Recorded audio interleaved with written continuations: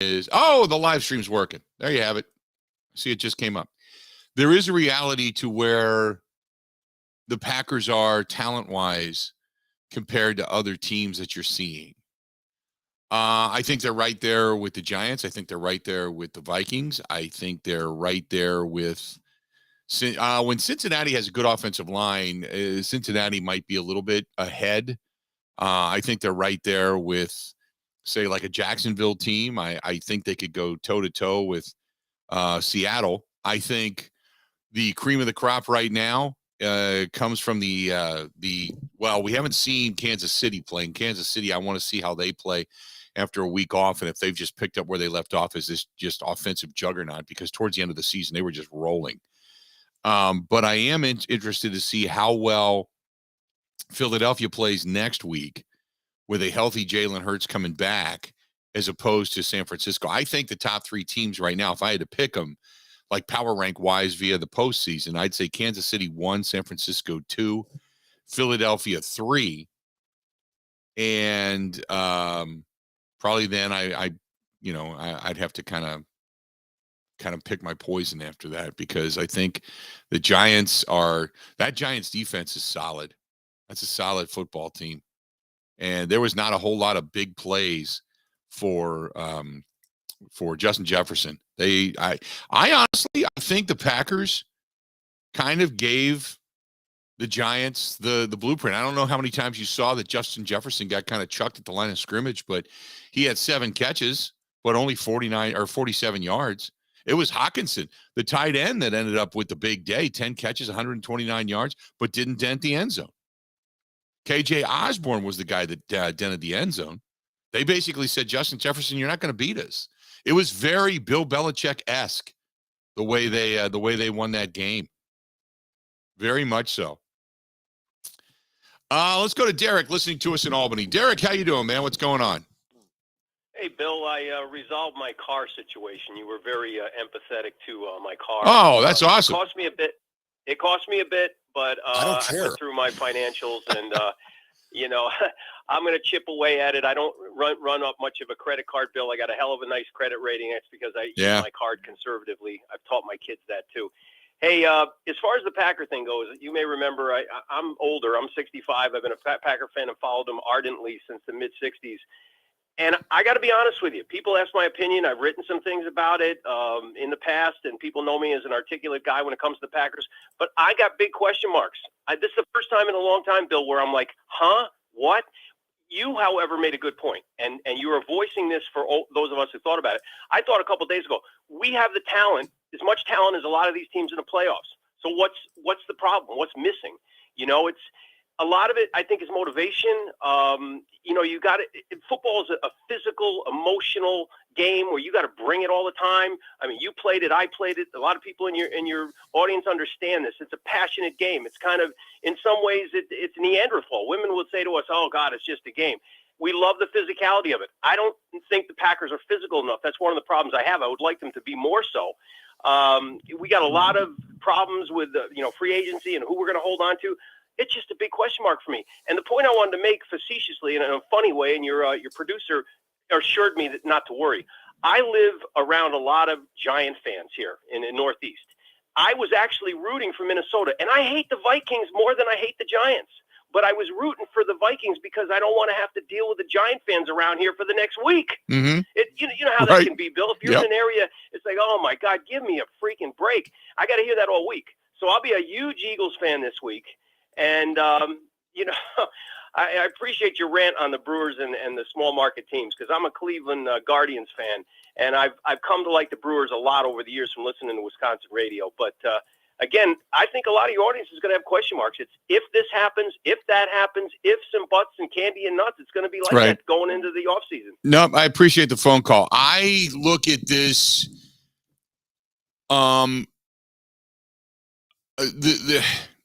I look at this as, okay, you start to go through position by position. Is Jair Alexander good? Sure he is. Stokes, when he comes back, you'd like to think Stokes is going to be good when he comes back. Rasul Douglas, I thought. Keyshawn Nixon, I thought, played really well. I don't think Adrian Amos is going to be around. It bothers me a little bit because while he's not a big hitter, big player, but he is a very quiet leader. Darnell Savage, you hope that the cranius rectus invertus is done. Rashawn Gary, you hope he comes back strong. Kingsley Angambari, I thought played admirably. Quay Walker had a solid first season. Devontae Wyatt, when he got his opportunity, played well. Dean Lowry, I'm not impressed with it all.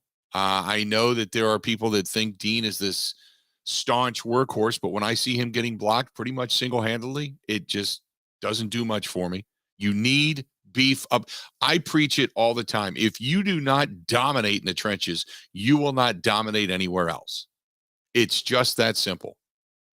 You don't dominate in the trenches, you won't dominate anywhere else. I firmly believe that. And I think I'd be at all upset if Gutekunst in his first, with his first draft choice in the first round went after a weapon of some type. Okay. But after that, I am all for just give me nothing but offensive linemen and defensive linemen. Just keep loading it up. Give me 10 of them. I don't care. Win in the trenches and you'll win everywhere else. It's that simple.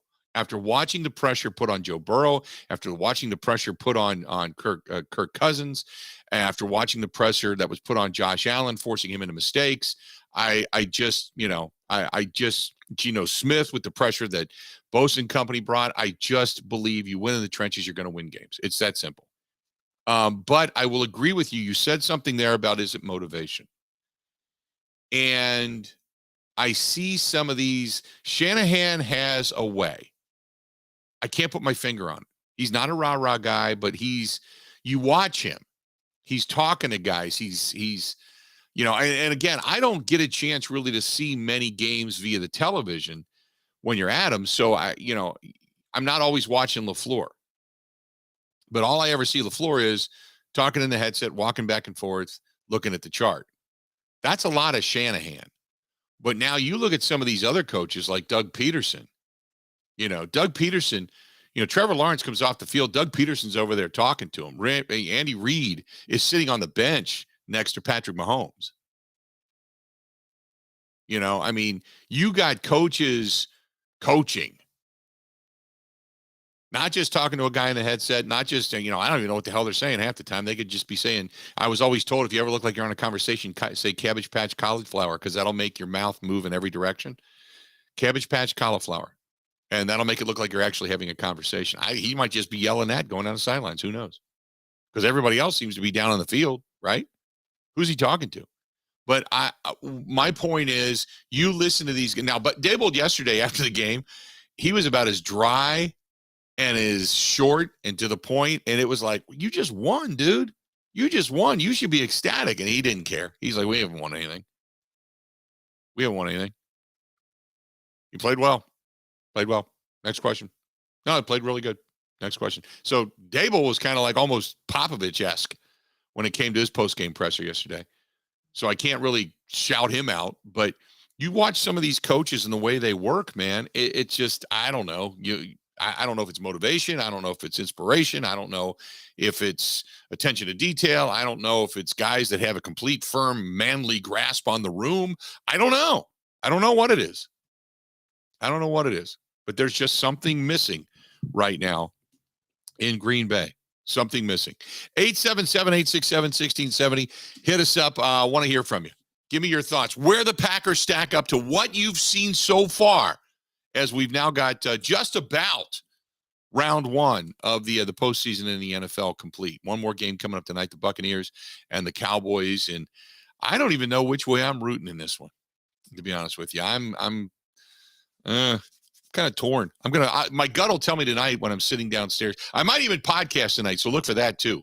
Not that I'm sitting here thinking that you're going to be laying around waiting with bated breath to see what I end up doing, but just so you know. Hey, speaking of that, yesterday, had a great time, went down to Nice Ash, smoked some cigars, came home last night, and grilled up some perfect steak-cut pork chops. Oh, my goodness. They were awesome. From our friends at Robert Specialty Meats. Robert Specialty Meats in Waukesha, home of the ribs on a stick, and the chicken skewers, the garlic parm chicken skewers, the Al Capone roast, the Al Capone sausage. Oh, so good. Check out our friends at robertspecialtymeatswaukesha.com. robertspecialtymeatswaukesha.com. Want your phone calls coming up next. This is the Bill Michaels Show on the Wisconsin Sports Zone Radio Network.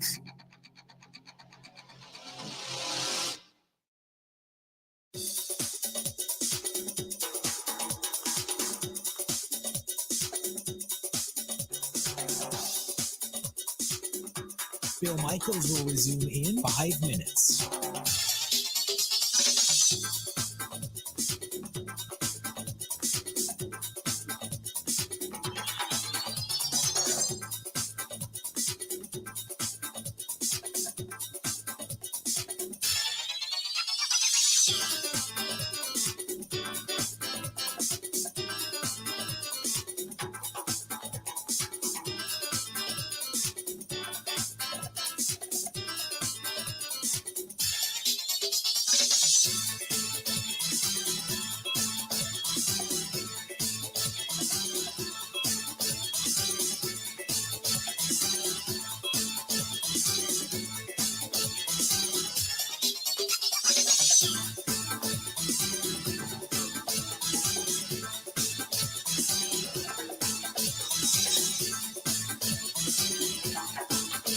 Bill Michaels will resume in 4 minutes.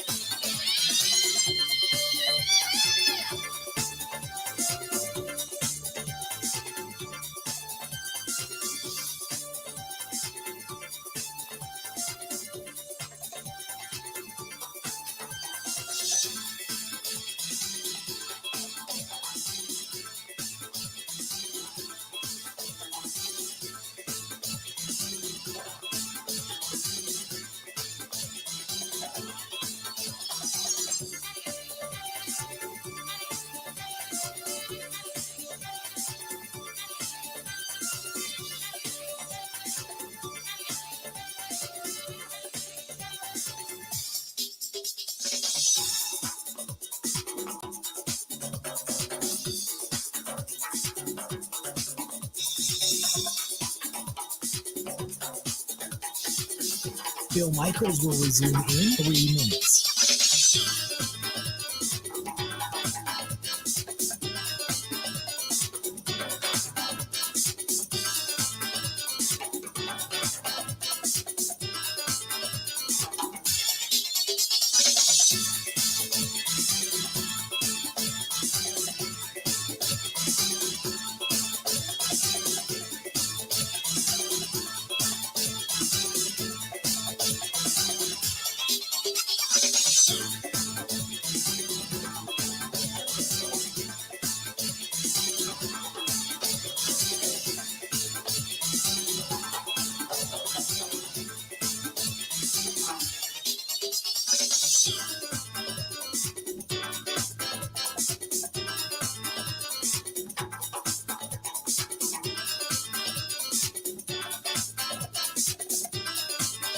Bill Michaels will resume in 2 minutes.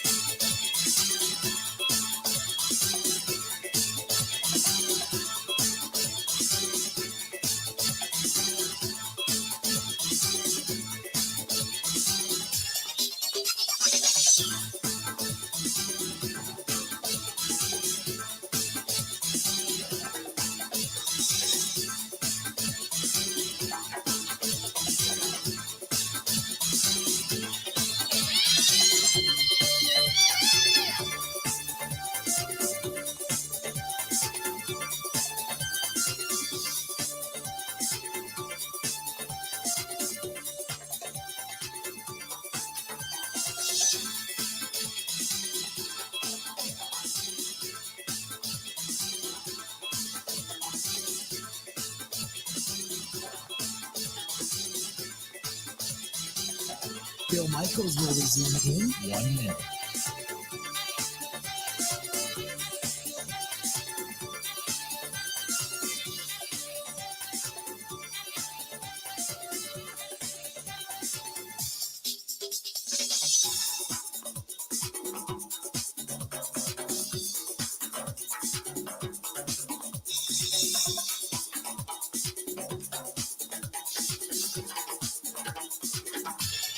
Phil Michaels will resume in 30 seconds.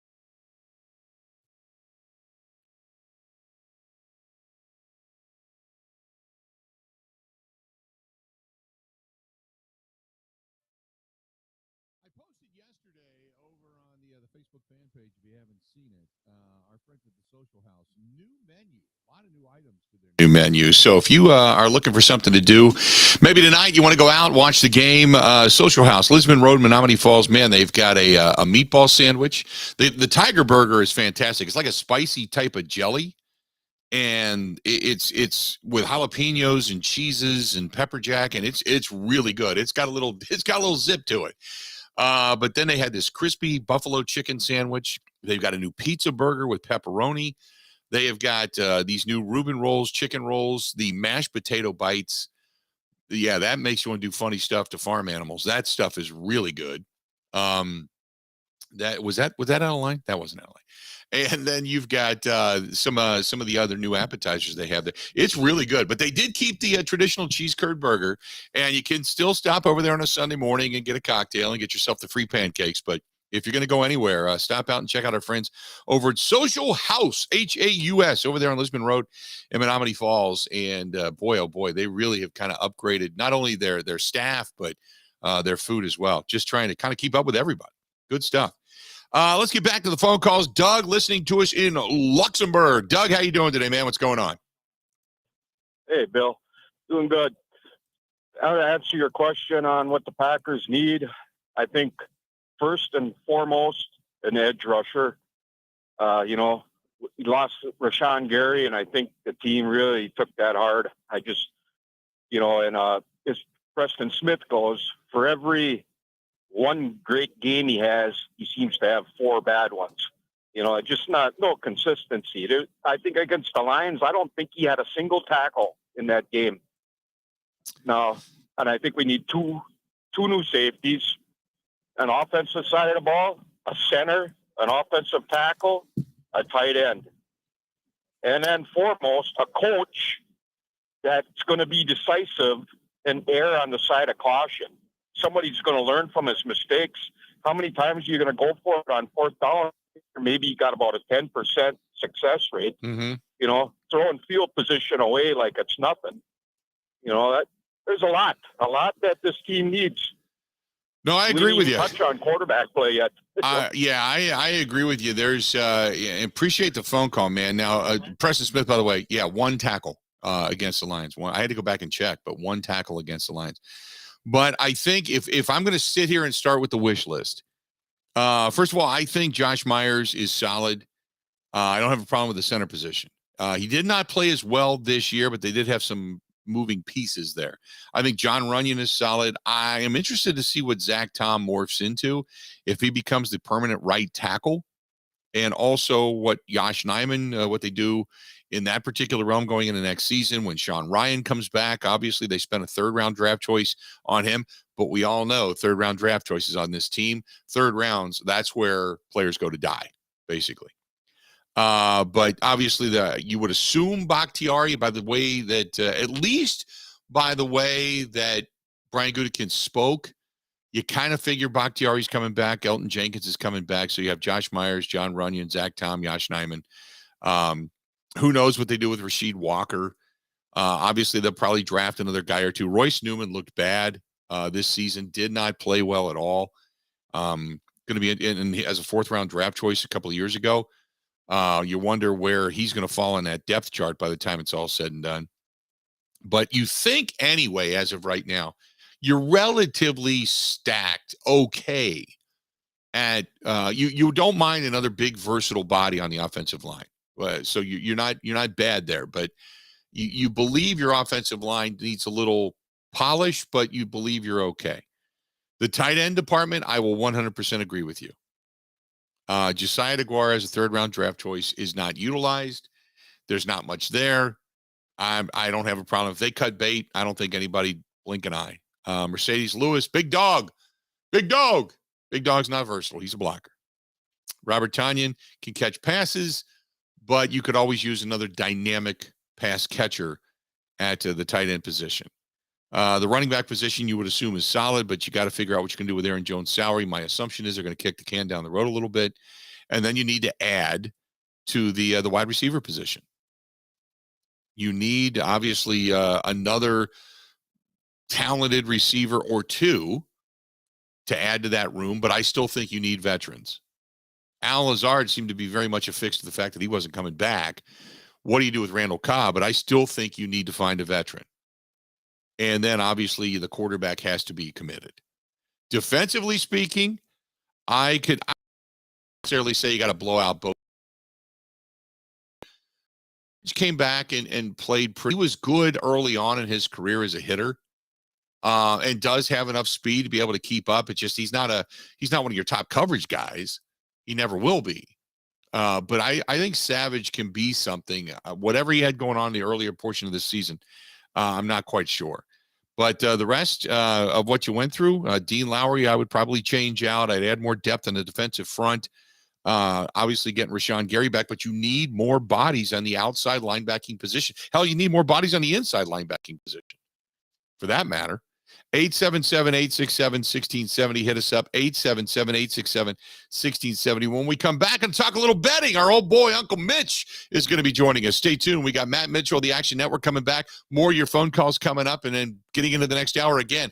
What do you look at in comparison to the Green Bay Packers versus the teams that are in the postseason right now? More of the Bill Michaels Show next.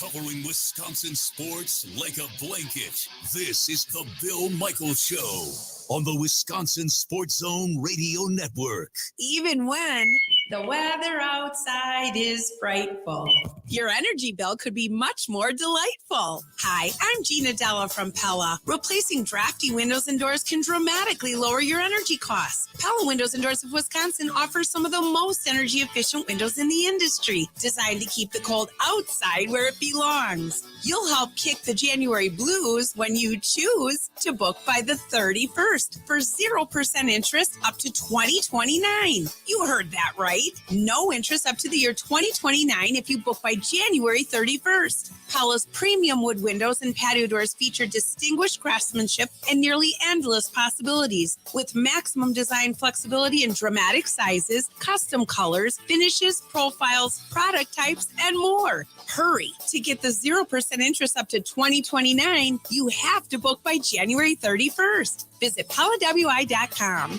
Certain restrictions apply.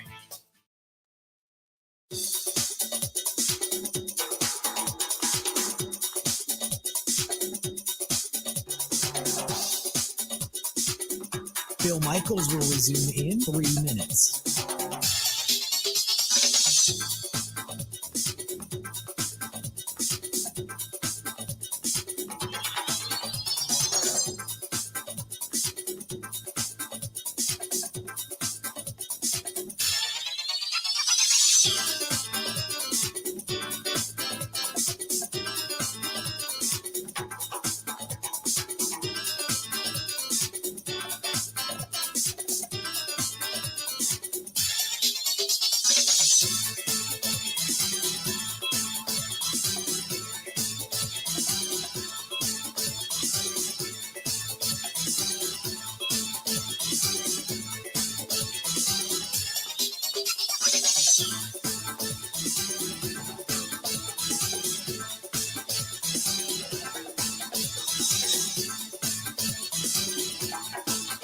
Bill Michaels will resume in 2 minutes.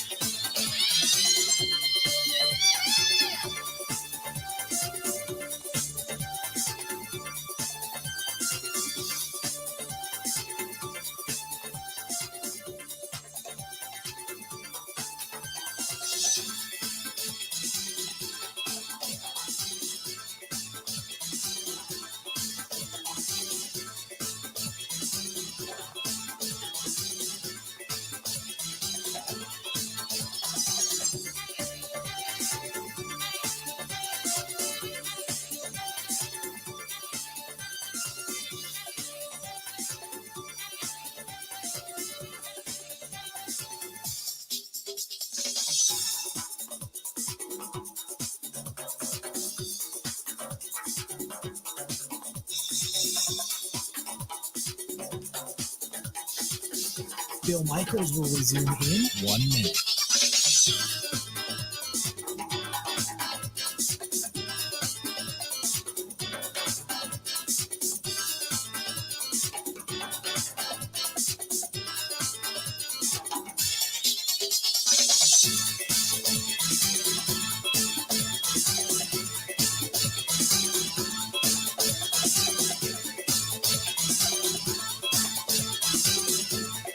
Bill Michaels will resume in 30 seconds.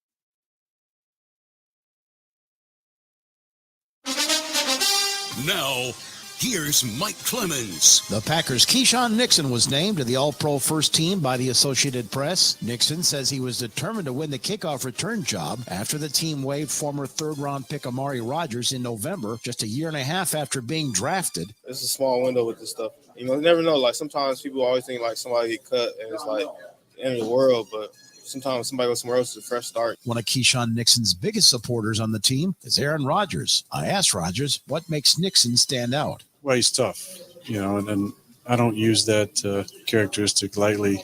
There's just not the same amount of mentally, physically tough guys, I think, in the league, and he's one of them. He's a guy I wish I could have played a decade with, because you could win with guys like that. Smart guys who are mentally and physically tough, who play with an edge, play with an attitude. In the NFL playoffs, the Vikings losing at home to the Giants 31-24. First-year head coach Kevin O'Connell led Minnesota to a 13-4 record and an NFC North title, but one and done in the playoffs. O'Connell on what the mood was like after the game inside the Vikings locker room. It's one of the closest connected groups in the entire NFL. These guys, there's real tears in there. There's real guys that expected to really have a chance to win a world championship. And you got to give the Giants a lot of credit. Give ourselves a chance to compete at the highest levels in this league. And I think we'll take a look at a lot of things just to see where we can improve and be the best version of ourselves. That's Vikings head coach Kevin O'Connell. I'm Mike Clemens on The Bill Michaels Show.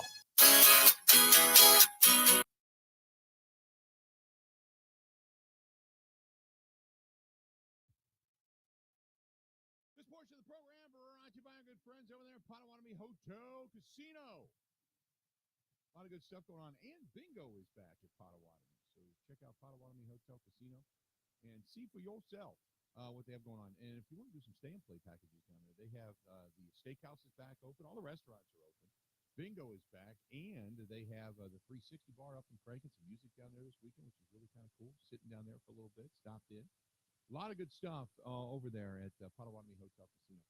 Joining us now on the hotline, our guy Matt Mitchell is now here. Matt, how you doing today?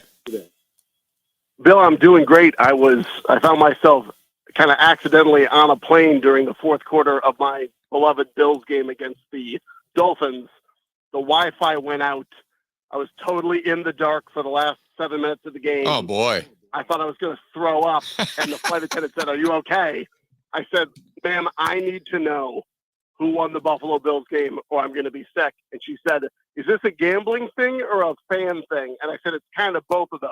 Yes. She looked pretty worried, and she went down the phone to the cockpit. The cockpit called the ground, and they got me the score. And you were breathing easier after that. You didn't have to come in with the AEDs or anything. I'll be an ideal passenger after that. Okay. Well, let's start there. Obviously, the Bills were favored in this one, but boy, they had to barely hang on. It was a weekend of interesting spreads and interesting covers, wasn't it? It was. That game was, I think, it looked a lot closer than it actually was. Shakir drops a 50-yard pass.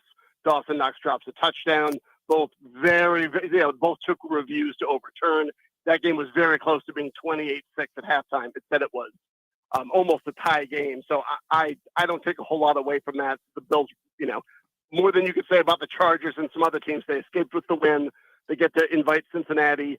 Cincinnati opened as a 6.5-point underdog in Buffalo. That was immediately gobbled up and the line right now is jumping between 3.5 and 4.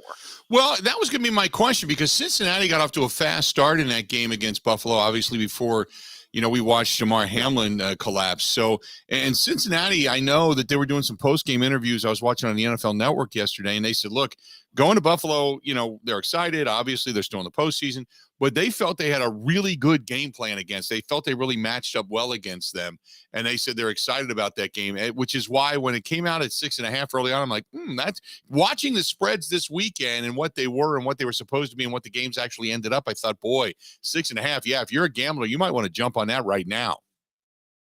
Yeah, that vanished. I'm here in New York with all of our team, and watching people, sweat out thousands and thousands of dollars in real time was, an interesting sight to behold.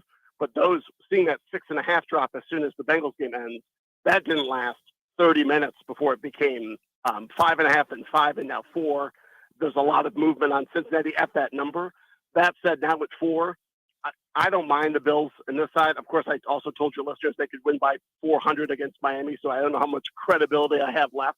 But we did watch, like you said, Cincinnati and Buffalo got to play a little preview, and that was working out great for Cincinnati. Everyone's obviously so delighted that Damar Hamlin is well now, but I think that proved that sneak peek really helps Buffalo's preparation, because they looked dreadful and unprepared. Cincinnati looked quite the opposite. Being able to use that information to their advantage and now move the game to Buffalo, I think leans and kind of tilts the scales a little bit in Buffalo's favor. You got a game coming up tonight. Buccaneers right now, 2.5 point, getting 2.5 points against the Cowboys. Give me your thoughts on that contest. I think it's an underplay. Right now it's 45.5. These are two offenses that have struggled at various periods in the season. They're both a little bit banged up. The total's a little bit high based on the caliber of play we've seen. Two strong enough defenses, especially on the Tampa side, which is getting healthier and healthier. Vita Vea back on the defensive line. Tampa Bay's star center was just activated from IR this morning. A lot of people like Tampa. Seeing that number stay at 2.5 and not move really anywhere this week leads me to believe that I'm just a little leery about taking Tampa at that price, because they're a team that's played so dreadfully. I'm worried it's wishful thinking about Tom Brady more than the Tom Brady who exists right now. So I think I'd roll the dice and just saying 45.5 is too rich. We're looking at probably a 24-17 style game. I know we're going to talk more about this at the end of the week, but you've got the Eagles already 7-point favorites, with Jalen Hurts at least saying he's healthy and ready to come back, against a Giants team that just went in and knocked off the Vikings up in Minneapolis. Now, we know the Vikings defense wasn't great, but man, what Daniel Jones did, I thought was spectacular. The problem was they didn't have much of a downfield game. So the question is, and the defense of the Eagles is drastically different. They doubled sacks when it comes to the quarterback pressures as opposed to what the Vikings did, and they don't give up nearly as many passing yards. So you tell me, give me your thoughts on that Giants-Eagles game early on.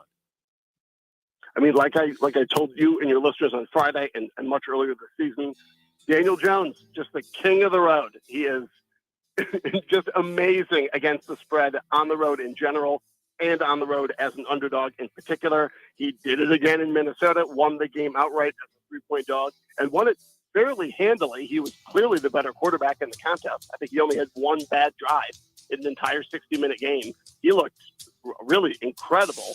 Obviously, Philly's in a different class than Minnesota, who was something of a trickster all year based on their point differential and a number of metrics. They were punching above their weight. 7's a lot. 7 in a divisional matchup. So I don't know how much the rest helps Philadelphia here. The game being in Philadelphia, obviously an enormous advantage, but I'd be surprised if 7 with the Giants wasn't the smart play by the end of the week. Matt, great stuff. Got to run, but we'll talk at the end of the weekend, okay? Thanks, Bill. Appreciate it, pal. There you go. Matt Mitchell, the Action Network. We'll be back coming up right after this.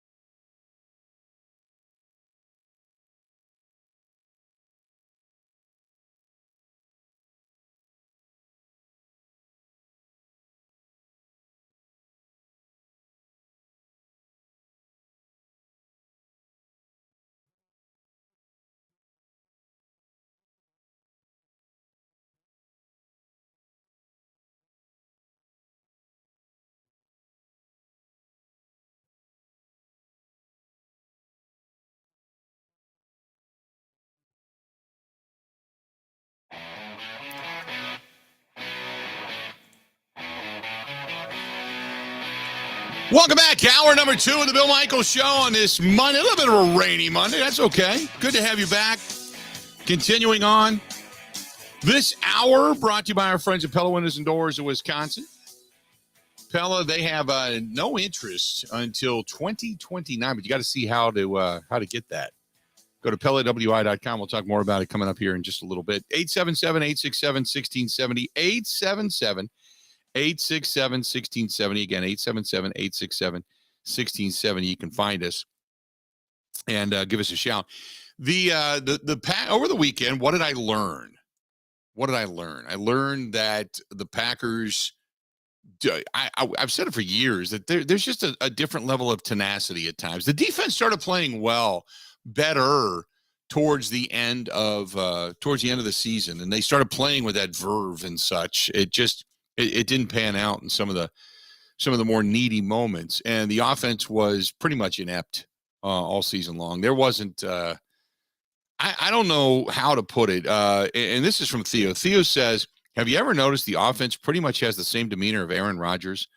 Walk around, always look angry, don't look like anything satisfying, don't look like they're together, like they're all afraid to talk to each other and or afraid to talk to Rodgers.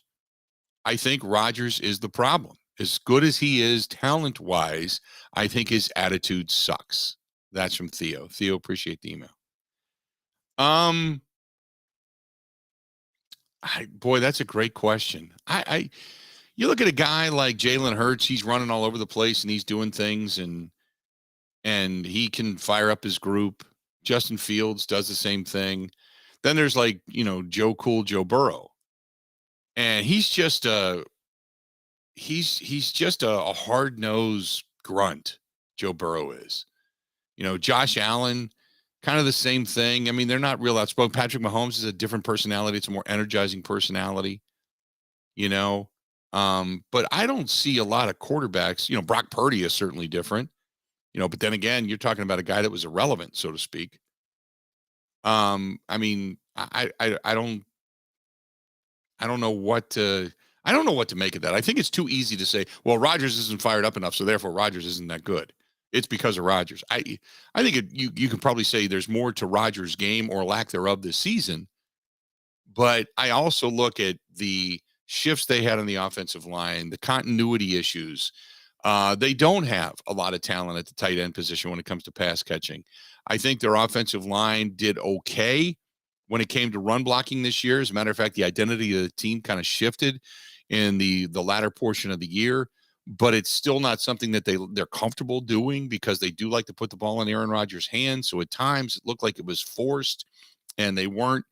I mean, the play calling was just awful this latter portion of the season. It was herky-jerky. It was like, once we're going to commit to the run, oh, yeah, by the way, we got to put the ball in Aaron's hands. And then we're going to go downfield and we're going to throw deep when we don't have to, but we're going to because we can. And it was just really off. And they didn't do a lot to support the defense this year either, the offense.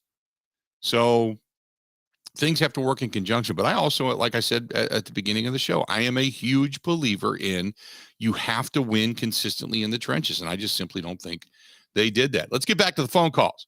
Let's go to Mike listening to us in Cudahy. Mike, how you doing, man? What's going on? Hey, how you doing, Bill, on this Monday? I'm doing okay, man. Doing okay. What's up? Well, you don't have to shovel rain anyway. Right, I know exactly. Thanks for taking my call. I'll tell you something. It's not a knee-jerk reaction that we need to look at as far as plugging holes here and there with the Packers. I think a couple things. Well, first of all, that Vikings game that we saw. I want to preface all this stuff with this. It's like, yeah, the Vikings won the Central or the North, I should say, and at home they're one and done. Sounds really familiar, doesn't it? The Packers the last few years have had a really good record, and they're one and done. I think the problem with the Packers is that, first of all, I don't think LaFleur should be calling the plays on offense anymore because he's not using the correct judgment in the certain situations that they've been faced with. Right. I think a lot of the players, they underperformed. I don't think they're not disciplined enough, and it's a mental game. I mean, look at all these games, Bill, that the Packers shot themselves in the foot. With the interceptions, fumbles, lack of third down conversions, and then the red zone, they were horrible. They used to be in the top third, probably in the bottom third now. They, always coming away with 3 points instead of 7. So I would say the offense just has to be more consistent and frequent with how they operated before. They were so good. On defense, I think overall the rookies played really well. They just got to play more together. They just need a little more time under their belts. Special teams, that was their Achilles heel the last few years. They did a lot better there. So let's not do the knee-jerk reaction. Let's get somebody else calling the plays on offense. Make sure Rodgers goes to the OTAs because, look, after 30 years, 2 Hall of Fame quarterbacks, 2 Super Bowls, and 2 divas. That's pretty much it for 30 years. And I think that Rodgers is so much older now, and you know what? You were right in saying what you did last week. He's got to go more on what he's able to do with his experience and his knowledge, rather than trying to put the whole team on his back like he did when he won the Super Bowl.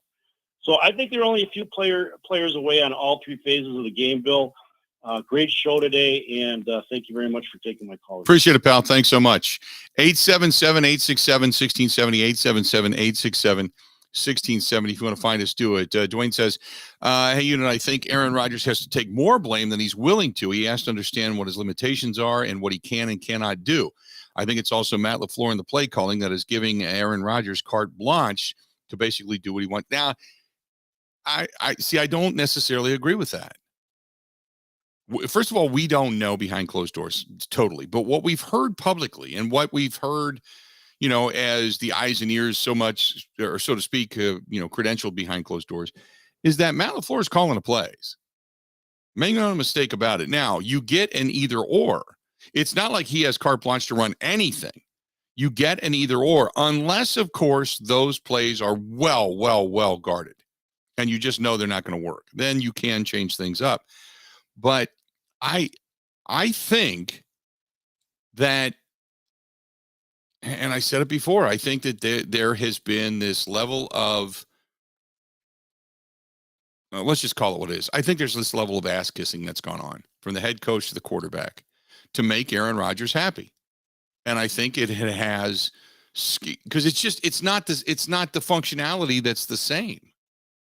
You and I know it. A lot hasn't changed other than losing Devontae, and that's all they talked about. Devontae this, Devontae that. And my whole question is, if it's all about Devontae, okay, let's be real here. Here we go. If it's all about the loss of Devontae, then they should have given Devontae $50 million and let Aaron Rodgers go. There, I said it. You know, the question always was, is it Joe Montana or Jerry Rice? Well, they kind of made each other, right? We saw Devontae, numbers-wise, he had a pretty good season. That on a really bad football team. But if it's all about Devontae and 95 or 85 or whatever percent of the offense was going to run through Devontae, and they needed Devontae to do this and Devontae to do that and Devontae to take the lid off and Devontae to open things up and Devontae to move the safeties, Devontae to be in one-on-one with over-the-top coverage and Devontae to open up the middle of, you know, if it was all about Devontae should have got $50 million a year and the quarterback should have been let go. Because Gutekunst used Devontae's name 3 or 4 times in his post-presser. We heard Matt LaFleur numerous times throughout the year use Devontae, and Aaron Rodgers talked about Devontae. This wasn't like a guy went on and we just have to figure it out. This was like a death, like the morning of a death. Oh, my God, he's not here. Oh. And then Christian Watson gave you a glimpse. We always knew, always knew he wasn't ever going to be Devontae, not in his first year. So let's keep it real. Right? That's all they kept talking about. Well, without Devontae, he's a hell of a player. He's a hell of a wide receiver. But in Kansas City, now I didn't listen to every Kansas City Chiefs, presser, but in Kansas City, you didn't hear the bemoaning of Tyreek Hill week in and week out. No, not at all. What you saw was a team that basically went out and got the job done, right? They just went and got it done. What do you want to say? Patrick Mahomes threw for 5,250 yards. There was nobody even close to him, and he lost Tyreek Hill. Now, he's still got good weapons around him, so to speak, with the tight end position specifically that he has, right? You got Travis Kelce. You got something going on over there. But you had Marquez Valdez-Scantling, Juju Smith-Schuster. They took a flyer on him. McCole Hardman, Sky Moore. I'm missing a couple. I can't remember. They picked up somebody from the Giants. I can't remember too. Tony. That's right. Kadarius Tony. But a bunch of them were banged up all season. Right. Too. And he's Justin Watson out there. Right. And he still threw for 5,200 yards. And by the way, the next highest when it came to yardage was Justin Herbert this year, who threw for 4,739 yards. 511 yards more Patrick Mahomes threw for. So I don't want to hear this thing about, oh, my God, Devontae. Stop it. You acted like he died. Devontae wanted out.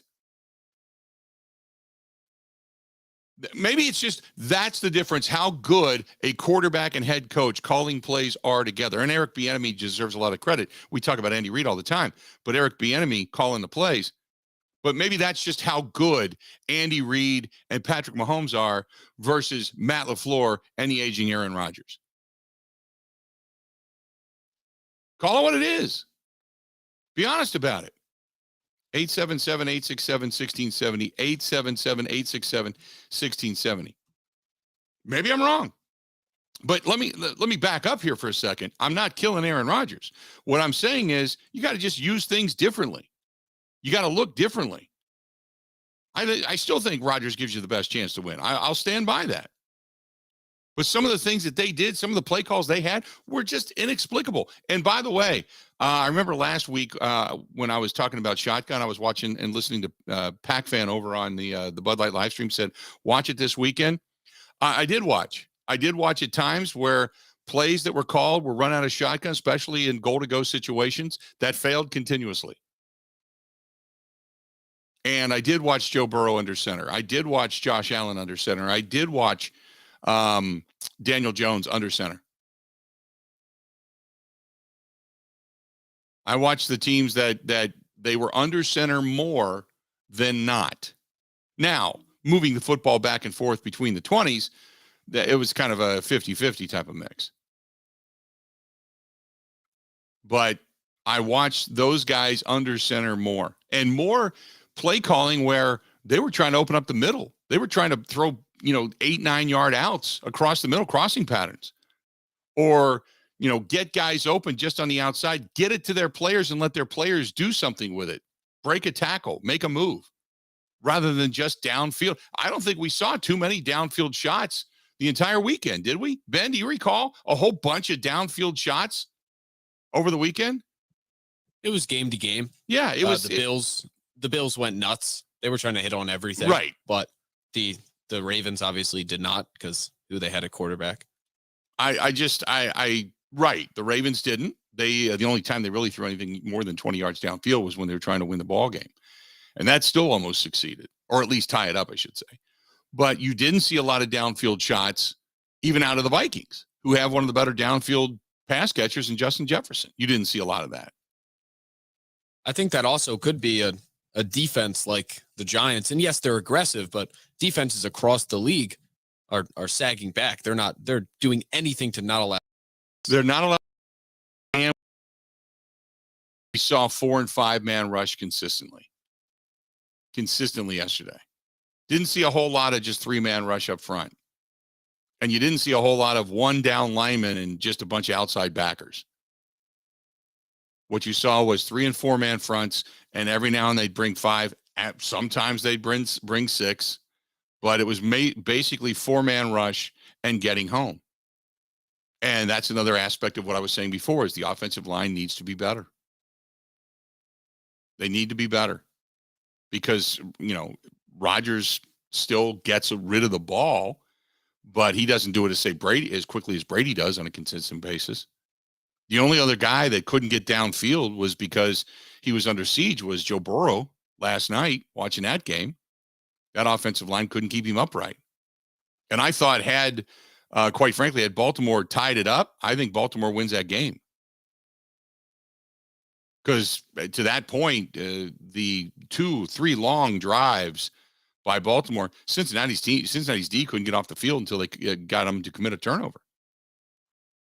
877-867-1670, 877-867-1670. Hit us up. Stay tuned. Got a whole lot more of the Bill Michaels Show. Again, friends of Pella Windows and Doors of Wisconsin. All you got to do is check it out. Go to PellaWI.com. Get some of the best windows and doors that are on the market and the chosen choice, the chosen one by many of the homeowners, the majority of the homeowners here in the state of Wisconsin. They go to Pella because they know the value, they know the quality, but more so, they also know it's going to add a lot of value to their home.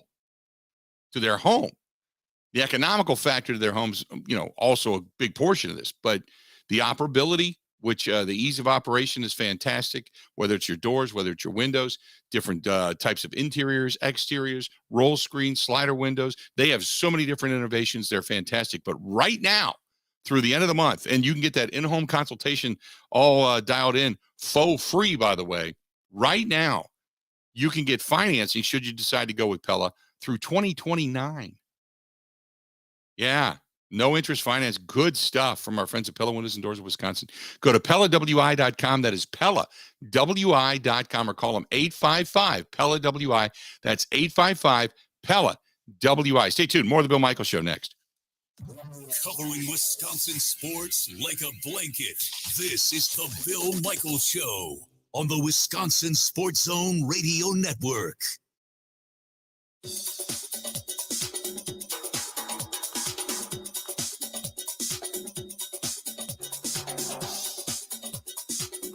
Bill Michaels will resume in 3 minutes.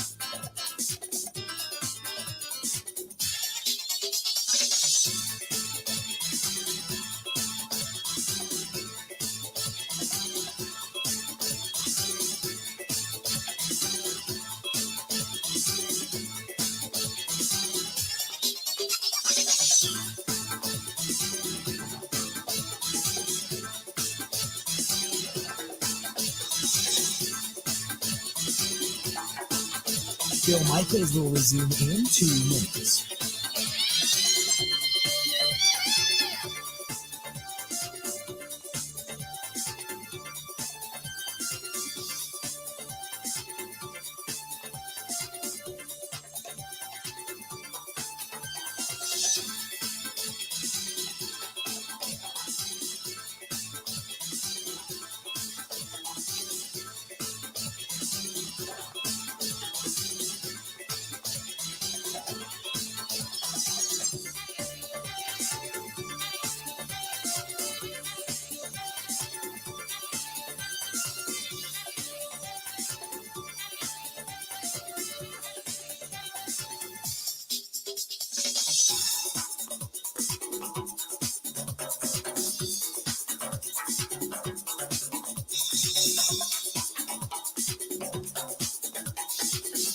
Bill Michaels will resume in 1 minute.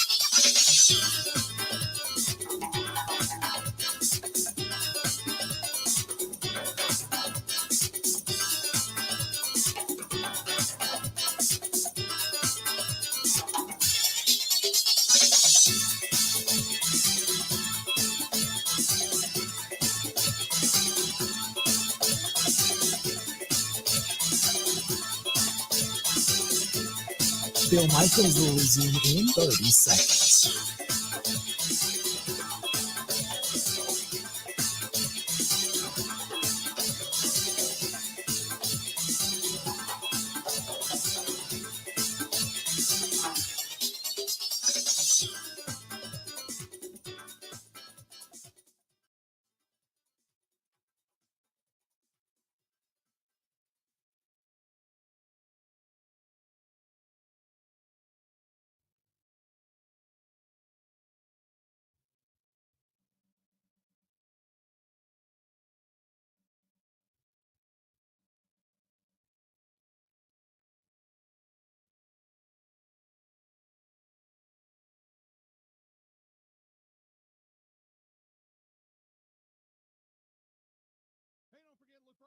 Skipper Buds over at the boat show.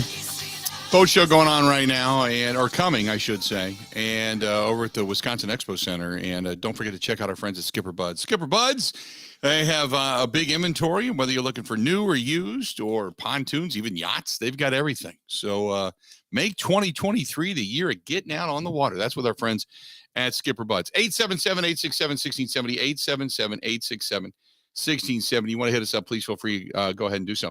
Complicated fella says the Packers need a safety, tight end, defensive end, another nose guard, which you don't need a nose guard. You got Kenny Clark. What you need is an additional defensive lineman that's alongside Devontae Wyatt, even Jerron Reed. Need a center. Boy, people are coming down on the center. Josh Meyer did not have a great year, but I'm not ready to throw Josh Meyer out the window. I think Josh Meyer is still a really solid player.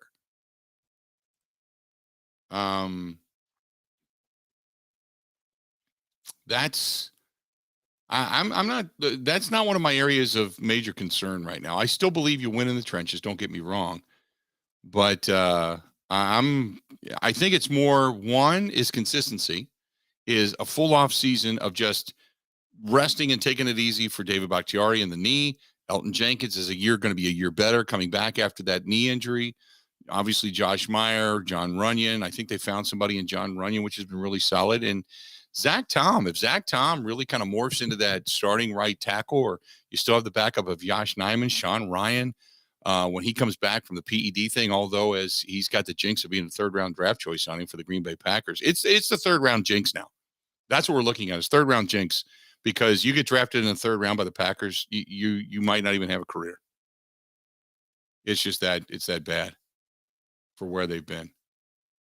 So anyway, long story short is I think they need a tight end. I think they need additional weapons on the outside.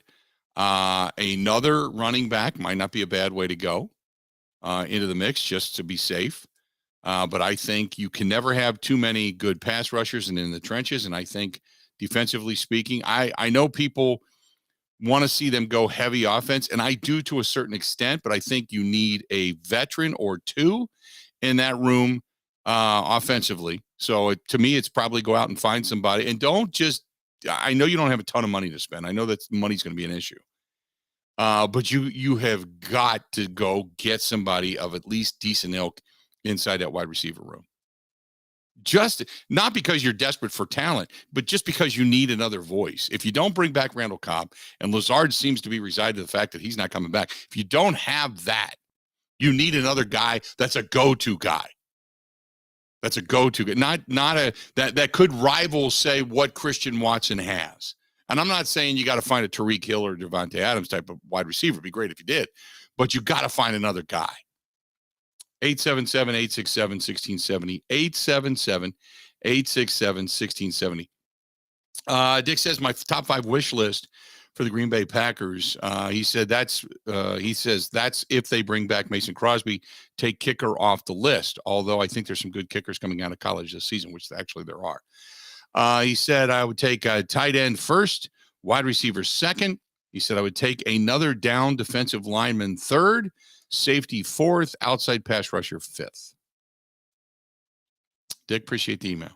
877-867-1670. This is from Patrick, who says, what I saw over the weekend and what I saw with the Green Bay Packers are teams that fight and scrap and try to win, where the Green Bay Packers at the end tried to lay down. They don't have it in them, and their play caller is certainly not. Oh, okay. He's certainly not Doug Peterson. No, I'll give you that. I'll give you that. Justin says the number one issue with his team is the relationship between Matt LaFleur and Joe Barry, and the fact that everybody feels safe because Matt LaFleur is the head coach. Matt LaFleur's not firing anybody. His own play calling is, I can't read that. And then Joe Barry stayed around because guys decided to play at the end of the season. So they, in essence, kept his job. I wish the defense would have completely failed. This team would have lost the last few games, and Joe Barry would be out, so we can at least start from scratch. That's from Justin. 877-867-1670. If you want to give us a shout, do it. Jerry says, so now people drafted in the third round don't have a future in the NFL. Stupid ass comment. Jerry, you don't listen and you don't know what the hell you're talking about. Why don't you try calling a program and going toe-to-toe with me? It's not a stupid-ass comment. I said if you're a Green Bay Packer and you're drafted in the 3rd round, you don't have much of a future. Sean Ryan, PEDs. Amari Rodgers, gone. Josiah DeGuara, not really kind of inept. Jay Sternberger, gone. Oren Burks, gone. Montravius Adams, gone. Kyler Fackrell. Ty Montgomery, at least he had some sustainability. Richard Rodgers, nothing. No draft in year 2013. Let's see here. Alex Green. Was he a staple? Yeah. Anything else? Let's see here. Jermichael Finley you've got, put it this way, Jerry. Let me give you a little statistic. Since, what did I say? Since 1992, 2 third-round draft choices have stuck with the team. So there's your ignorance. 2. That's it. Abdul Hodge was a 3rd-round draft choice. There was B.J. Sander, Donnell Washington, 3rd-round draft choice. Kenny Peterson, 3rd-round draft choice. Marcus Anderson, he was here for a cup of coffee as a 3rd-round draft choice. Bao Ju, Torrance Marshall. There you go. That's it. Not a whole lot there. Just an FYI, but that's what I said. Jermichael Finley was pretty solid. James Jones was a 3rd-round draft choice too. Aaron Rouse was after him. So that's it. Like 3 guys in 25, 30 years as 3rd-round draft choices. There's your facts there, Jerry. Feel good about yourself? 877-867-1670. 877-867-1670. Jason says, I think the Packers need to trade down in the draft. Trading up is not going to get us anything. We're sitting at number 15 right now. If you trade down, you get a couple of good pieces. Maybe just more guys give you a better shot at hitting the target.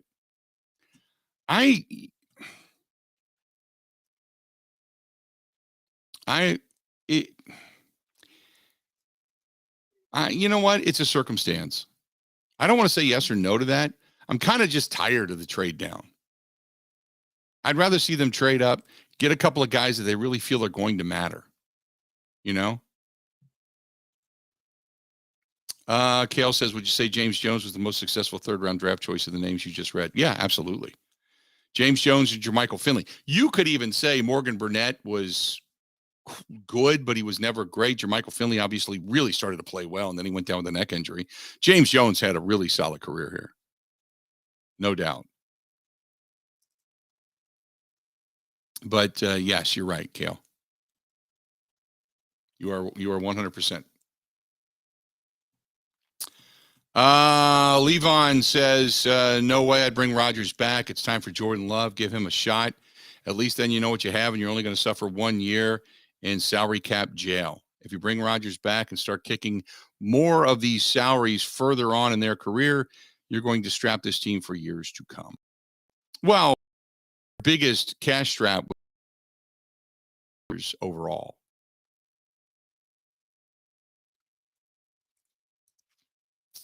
Jerry says, let's be honest, it's the coaching staff. They don't have it in them to go for the jugular, and Matt LaFleur's play calling is predictable. That's from Jerry. And this one's from John, Jawn. John says, what I saw this weekend with teams that were winning was tenacity. Packers don't have it. John, thanks for the email. Appreciate Bill, it. you know what JAWN means? What's that? It's a Philadelphia slang term for person, place, or thing. Really? Yeah. No idea. I never knew that. It's used as, like instead of, that thing over there, you say, oh, that John.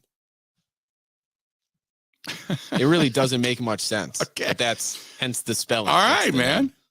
Yeah. There you go. I never knew that. So this is part of the Ben Kenny nomenclature, I guess, right? It's a very significant word, but one that I probably left behind. Yeah. When I moved across state lines. Gotcha. I It's never one knew that you that. can find in most sentences. We are all walking away smarter today from this program if we ever visit the East Coast. I'm happy about that. I'm with you, man. I never heard that before, but JAWN. Maybe somebody from the East Coast are the ones that are emailing now. They're listening because of. You probably haven't heard it because you surround yourself with better people than me. Right. Oh, goodness. By the way, Pac-Fan says something he's never seen written or a composite article of why the third-round draft picks fail in Green Bay and how do they stack up against other teams' third-round draft choice success and failure. That's a great question. Don't know. So if any of our writer friends are out there, maybe you want to delve into that. That's a great question. I don't know. Have to go back and look. We would have to pull up, what is it? Like Pro Football Reference has really good top to bottom draft year by year picks. And they even highlight certain picks for either one, still being in the league, or two, prolificness, so to speak. So that might not be a bad way to go. Maybe Pro Football Reference would do something like that when you stack it up against other teams. But yeah, when you talk about that length of time and third round draft choice after third round draft choice just never really pans out. That's kind of an indictment there, isn't it? 877-867-1670. Hit us up. Let us know what you got going on. Lux Golf Bays down in Franklin, LUXE. Go to luxgolfbays.com. Stan, I like I said, whenever you use one of our sponsors in some way, shape, or form, or you visit there, always want to hear about it. Always want to know. Stan said, went there over the weekend. What a great place. It wasn't too cold out, and the heaters were almost blasting. Almost had to wear a T-shirt. My game still sucks, but I had a great time. Took a bunch of friends with me, and the game's on the TV, obviously. He talks about it. I don't want to go into all of that. But it was a great experience. He said, had a few beverages, swung the clubs, got out. I feel great. There you go. Lux Golf Bays, located in Franklin, Wisconsin. luxgolfbays.com, LUXE. If you haven't seen them, man, they're beautiful. Go to luxgolfbays.com. That's luxgolfbays.com. More of the Bill Michaels Show next. Ready? This is the Bill Michaels Show on the Wisconsin Sports Zone Radio Network. This January, hit the road to riches at Potawatomi Casino Hotel. Play each day for thousands in free play and entries into the big $200,000 grand finale. The more you play, the closer you get to big money. So hit the road, Jack, or Jill, or whatever your name might be. The road to riches, only at Potawatomi. For more details, visit paysbig.com/road2riches. Must be 21 years old to play.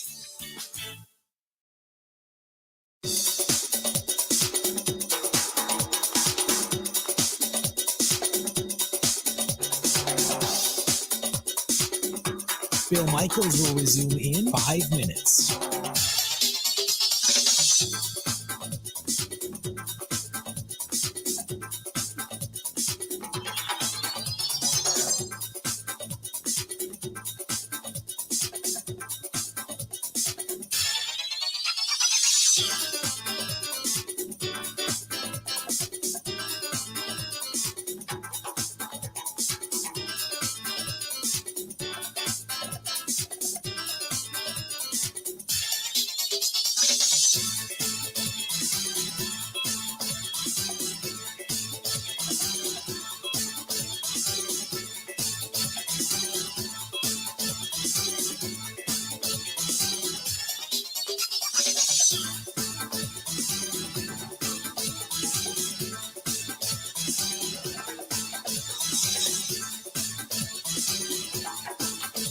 Bill Michaels will resume in 4 minutes.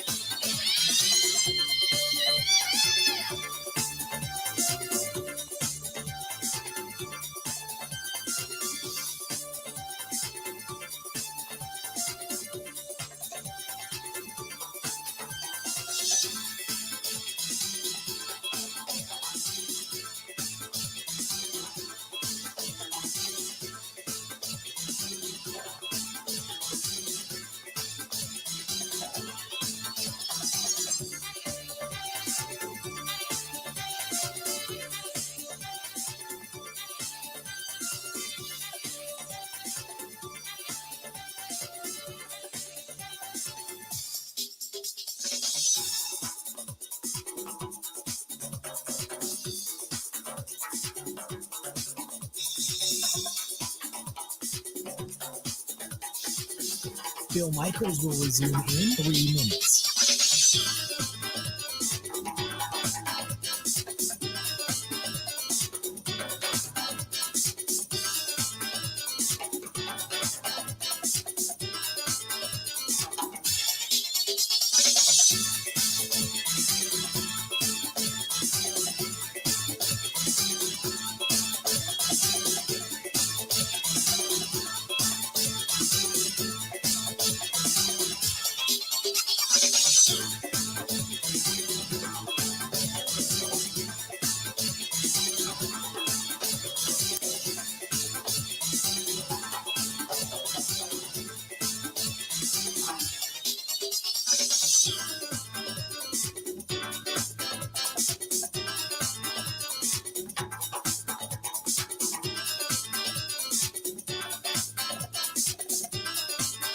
Bill Michaels will resume in 2 minutes.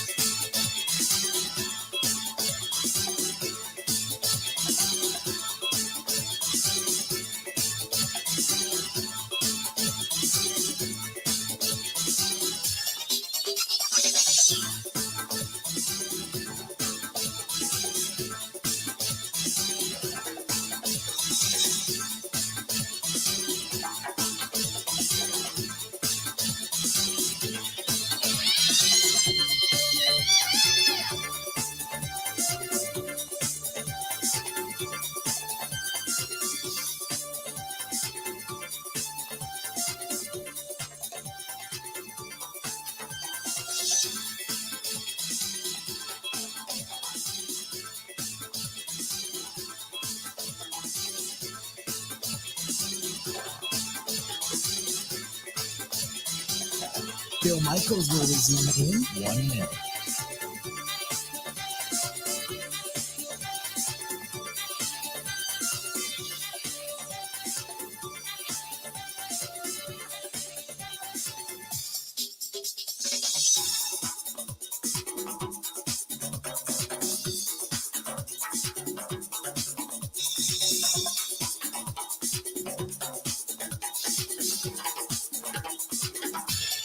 Bill Michaels will resume in 30 seconds.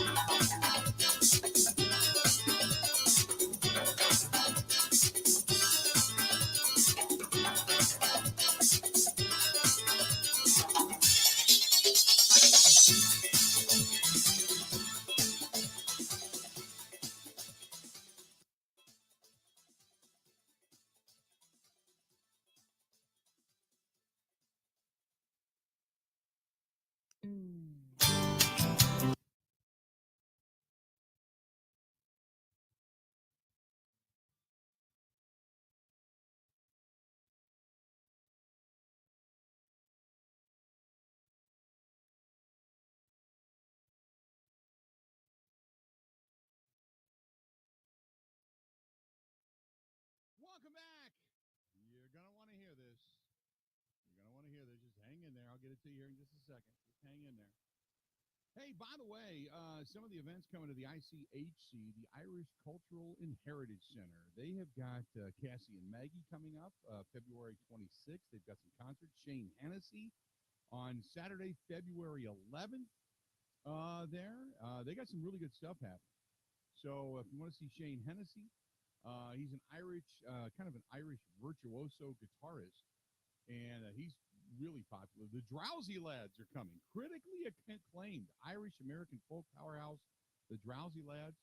They're going to be there, and then Cassie and Maggie are going to be there. So you got a lot of entertainment value coming up if you want to go check out some really good entertaining stuff via the ICHC.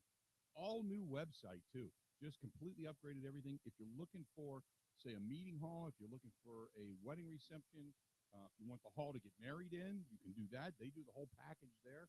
Beautiful, old, eclectic place. Check it out, the ICHC.net, ICHC.net, and you can find them all right there on Wisconsin Avenue, 2133 West Wisconsin Avenue. As a matter of fact, call my friend Corey, 414-345-8800 for tickets, hall availability, rental space, whatever it is you need. 414-345-8800. 414-345-8800. Call Corey. Tell him we said hi, but 345-8800 to rent a hall, to rent the space, to rent for a wedding, reception, whatever it happens to be, or to donate for that matter. If you want to keep the ICHC up and running. That's ICHC.net. That's ICHC.net. There you go. Let's do this. I want to give it to you. It's not dramatic. Okay, it's not screaming and ranting and such as we've heard in the past. But this is, and I got a question for you coming up after this. Okay, but this is, as we sat and watched yesterday, the demise of the season of the Minnesota Vikings. Take a listen. Three receivers left, two right. Giants rush four. Kirk straight drop, pass it, fires KJ. Incomplete at the 38 of the Giants. And KJ had an opportunity to bring it in. But that right there, Cordell Flott, a rookie from LSU, that is cold-blooded coverage by Flott. Yeah, nice job by Flott covering the crosser. And he doesn't look back. He just keeps on going and gets that arm in there just as the ball was getting there. You know, got the arm across the body of KJ Osborne, who couldn't get his hands up to catch that football. So here it is. Biggest play of the season right here, right, Paul? It's the entire season. 4th and 8 from the Vikings 48. If they don't get a first down, the New York Giants win the game. Cousins takes the snap. Thibodeau blitzes. Kirk throws right. Caught Hawkinson shy of the first down, and he stopped at the Giants 49. And the New York Giants are heading to Philadelphia for the divisional round of the postseason, having beaten the Minnesota Vikings 31-24. I mean, that whole operation there, Hawkinson, like 235 yards in 2 games against the Giants. But that whole operation there, man, that was just super short. Yeah, it was. I mean, we caught a break as Slayton drops what should have been. There you go. That was it. There was nothing spectacular. It was just the demise. Nothing spectacular. Nothing screaming. It was... and I said, we were down Nice Ash last night watching the game. And I said at the time to the people that we were watching it with, how do you throw a 3-yard pass? Especially to a guy that's covered. You know? Now everybody else downfield could have been covered, I guess. But you got to take a shot at getting the first down. Right? Now, here's the question. And this was brought up to me by a Vikings fan, and I had to pause for a minute. Okay? A friend of mine who's a Vikings fan. So the Vikings won the North, and there was a lot of gloating. You and I know it. You and I felt it. They beat the hell out of the Packers in game 1. The Packers beat the hell out of them in game 2. But rightfully so, they won the North. Without question. Okay? As a matter of fact, the Packers didn't even come in second. They came in third. All right? So they win, and you start to hear from Vikings fans. And the Packers fan comeback is always, let me check your trophy case. You hate the much you have refused to win a Lombardi. Okay. So now that the Vikings lose, and we kind of saw this coming, right? Now that the Vikings lose and they're done. Should we be, as fans, kind of going, there you go. Your Super Bowl was week 1. Your Super Bowl was week 1. We said it at the time, and Vikings fans got pissed. Your Super Bowl was week 1. Coming out the way you did, and you won it. 100% kudos to you. But I've said it before. I'll say it again. First of all, Kirk Cousins, in his entire career, has 1 playoff win. 1. Keep that in mind. They keep paying him. But should Packers fans, do you now sit back with your arms folded and just be quiet and kind of give them the eye? Kind of like, yeah, Or now, do you jump up on the pedestal and pontificate to the masses that as long as you remain completely adorned in purple, you're going to forever suffer the loss, regardless of where you're at. That you have still yet to complete any vision of postseason wins. Just because to me, it was all of a sudden Vikings fans became very quiet. The chirping was not. If I'm a Viking fan, I just continually bite my nails and say, maybe this is our year. Boy, I hope we get a win. Hey, you guys played great. Hey, we got to win. Now we just need to see what they can do in the postseason. Because remember at the beginning of the year, I said, look, I don't give two damns about the regular season. It's all about the postseason getting to a Super Bowl, right?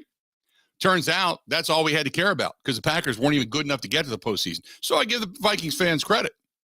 But we all saw it coming.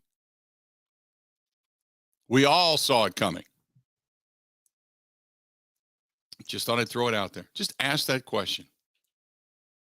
Bill, I think it needs to be noted here.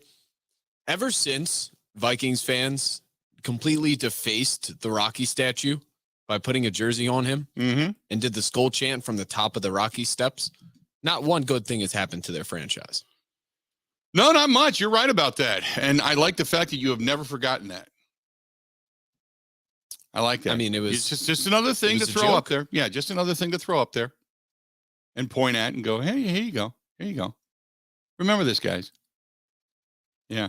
When you have zero, when you have dust in your trophy case, you should never, ever point a finger until you get one. And then when you get one, you can finally say, hey, we're a part of the club.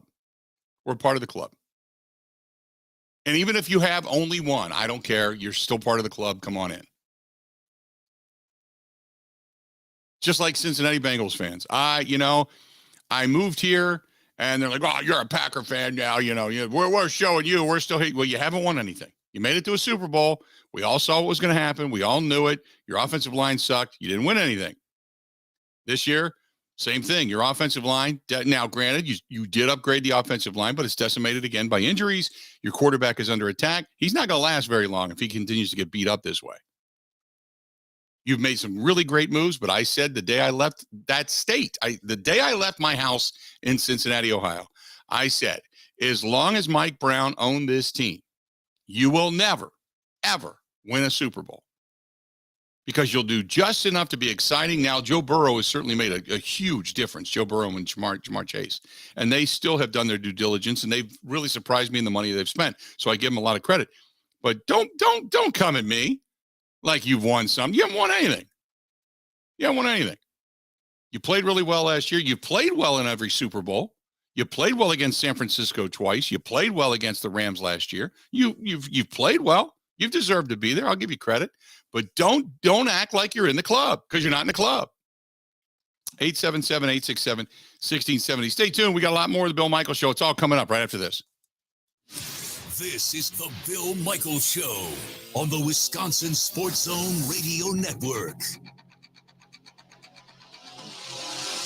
Even when the weather outside is frightful, your energy bill could be much more delightful. Hi, I'm Gina Della from Pella. Replacing drafty windows and doors can dramatically lower your energy costs. Pella Windows and Doors of Wisconsin offers some of the most energy efficient windows in the industry, designed to keep the cold outside where it belongs. You'll help kick the January blues when you choose to book by the 31st for 0% interest up to 2029. You heard that right. No interest up to the year 2029 if you book by January 31st. Pella's premium wood windows and patio doors feature distinguished craftsmanship and nearly endless possibilities, with maximum design flexibility in dramatic sizes, custom colors, finishes, profiles, product types, and more. Hurry. To get the 0% interest up to 2029, you have to book by January 31st. Visit PellaWI.com. Certain restrictions apply.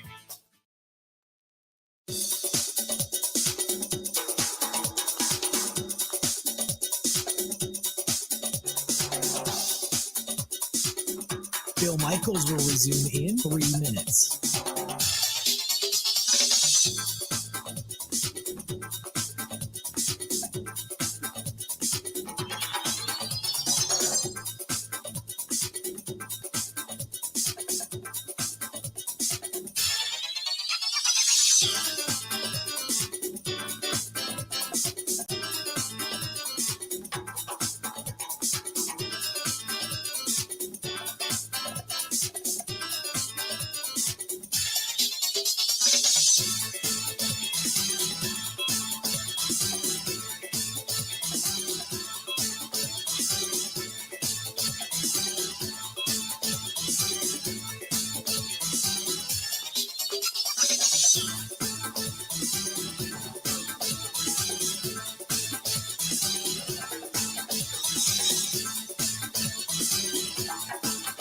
Bill Michaels will resume in 2 minutes.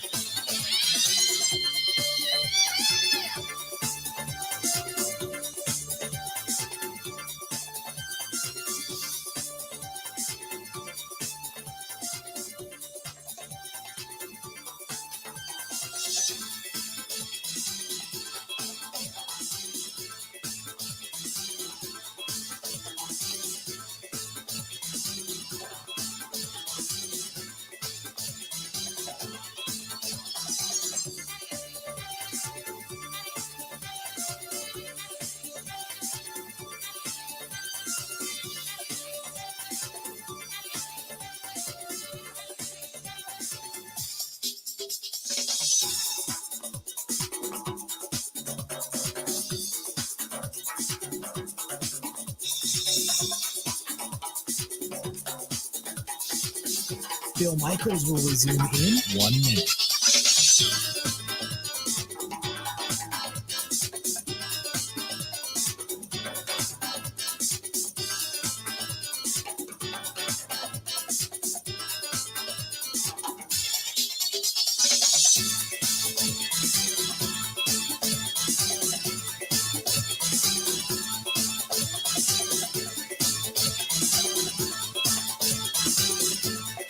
Bill Michaels will resume in 30 seconds.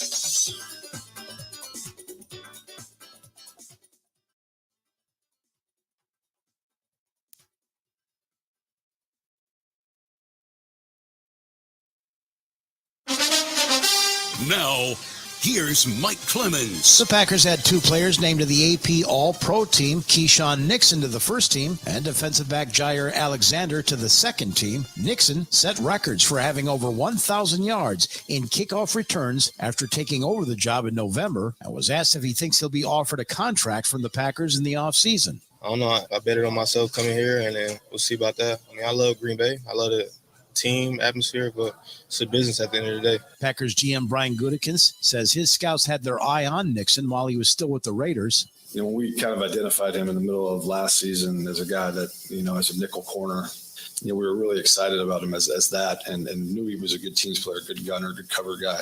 Obviously, none of us knew what kind of returner was going to come out of that, and that was a pleasant surprise. And again, when the opportunity came, was just really proud of how he attacked it. And the Vikings season came to an end after losing at home to the New York Giants 31-24. Quarterback Kirk Cousins coming under fire for throwing a 3-yard pass on a 4th and 8 with the game on the line, but he says the play before was even more disappointing. 3rd and 8 is the one that I want back. I felt like get man coverage, ball needs to be a little more out front of KJ.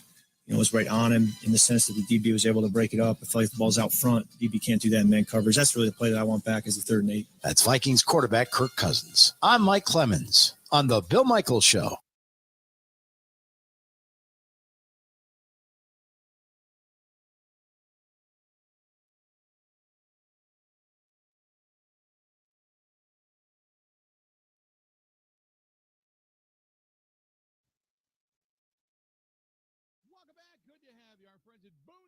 Barbecue burgers and brew. They got a lot of good stuff going on right now. They're growing. They're going places. You don't need to look far. Can you guess some of the exciting news that's coming up? They, I believe, if I'm not mistaken, they are going to be expanding yet again. Yeah, I think they're going to be expanding yet again, as a matter of fact. So check out Boondocks. By the way, they have dough pretzels. They're stuffed pretzel bites. And they're stuffed with nacho cheese and served with the house ranch dressing. And oh my God, they have got some good stuff going on out there at Boondocks Barbecue Burgers and Brews. County Road K in Oconomowoc, in Stone Bank to be exact, but Oconomowoc is where you can find them. But County Road K, stop in and tell Tom and Stacy and everybody, howdy. But you can follow them on Facebook as well. Boondocks BBQ and Brew. Boondocks BBQ and Brew. Find them over on Facebook. So coming up the next couple of hours, we're going to continue on with this discussion. And I think it's warranted because you got a game coming up tonight. Dallas, the winner, by the way, tonight will end up heading to San Francisco And I'll tell you this, if I had to pick a Super Bowl winner right now, I still think the most talent overall is Philadelphia. But you've got Kansas City, Philadelphia, and San Francisco are my top three teams. And I really thought Buffalo was going to be right there. So unless they come back, they clean it up, they play an incredible game against Cincinnati, they get after Joe Burrow and such, which should not be hard to do with that bad offensive line that they have. If they play another real close one up in Buffalo, then I'm going to start to question the Bills. But I'm anxious to see Kansas City. I'm anxious to see Philadelphia. But I think San Francisco, they started off slow, but after a while, man, they got it going. Stay tuned. More of the Bill Michaels Show is coming up right after this.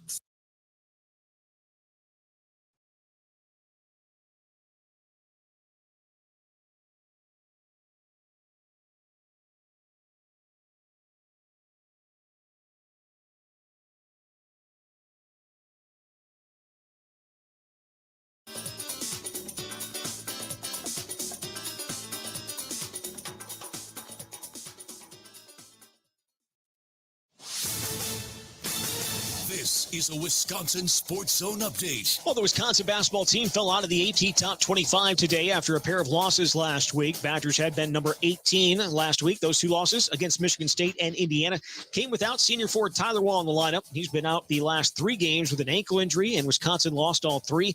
However, he appears to be progressing. Could return to the lineup as early as tomorrow when Penn State comes to the Kohl Center. Wall is the team's leading scorer, second leading rebounder, while also being its most versatile defender. Wisconsin sitting at 3-3 in Big Ten play, the same record as Penn State. Tip tomorrow is set for 7:30. Turning to the Bucs, they're set to play this afternoon as part of the NBA celebration of Martin Luther King Jr. Day. Milwaukee going to host Indiana at Fiserv Forum. The Bucs have lost 2 straight, coming off a 2-2 road trip that has them sitting in 3rd in the Eastern Conference. Pacers come in the 8th spot in the conference, losers of 3 straight. Tip is coming up at 1:30. Fleet Farm is your winter auto headquarters. Be ready for snow and ice as you hit the road this season with brand new tires. Going on now. Buy 3 Goodyear tires with installation and you get the 4th free. Plus, get up to $100 back after rebate. And find even more deals in our ad online at fleetfarm.com. Be ready for whatever winter may throw your way with Fleet Farm. Well, the Packers are into full offseason mode. GM Brian Gutekunst held his end of the season press Friday. Where's it? Quarterback Aaron Donald making a decision on whether he wants to continue to play, and then on from there, he also said he hopes and expects that tackle David Bakhtiari and running back Aaron Jones will return despite high salary cap figures for next season. And finally, the Badgers going to get their winter workouts going this week. That'll include 13 transfers from the portal, headlined by quarterback Tanner Mordecai. With this Wisconsin Sports Zone Network update, I'm Zach Heil, Print.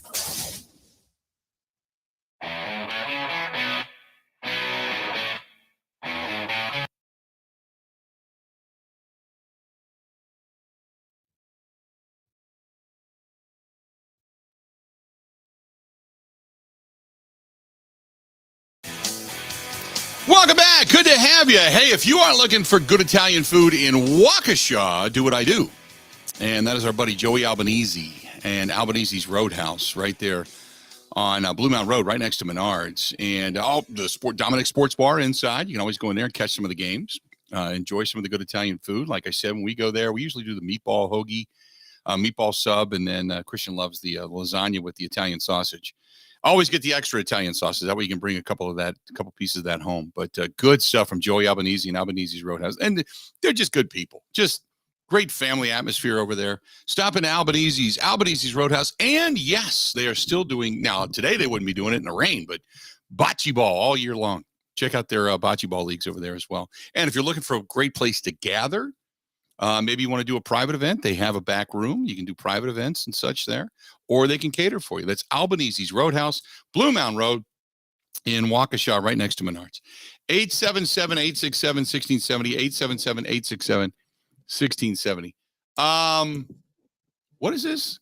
Wolfman 6 says, who is your pick? You got to pick one free agent to keep out of Lazard, Tanyan, Jenkins, Amos, Lowry. Honestly, all of them can go. Jenkins probably the most talented.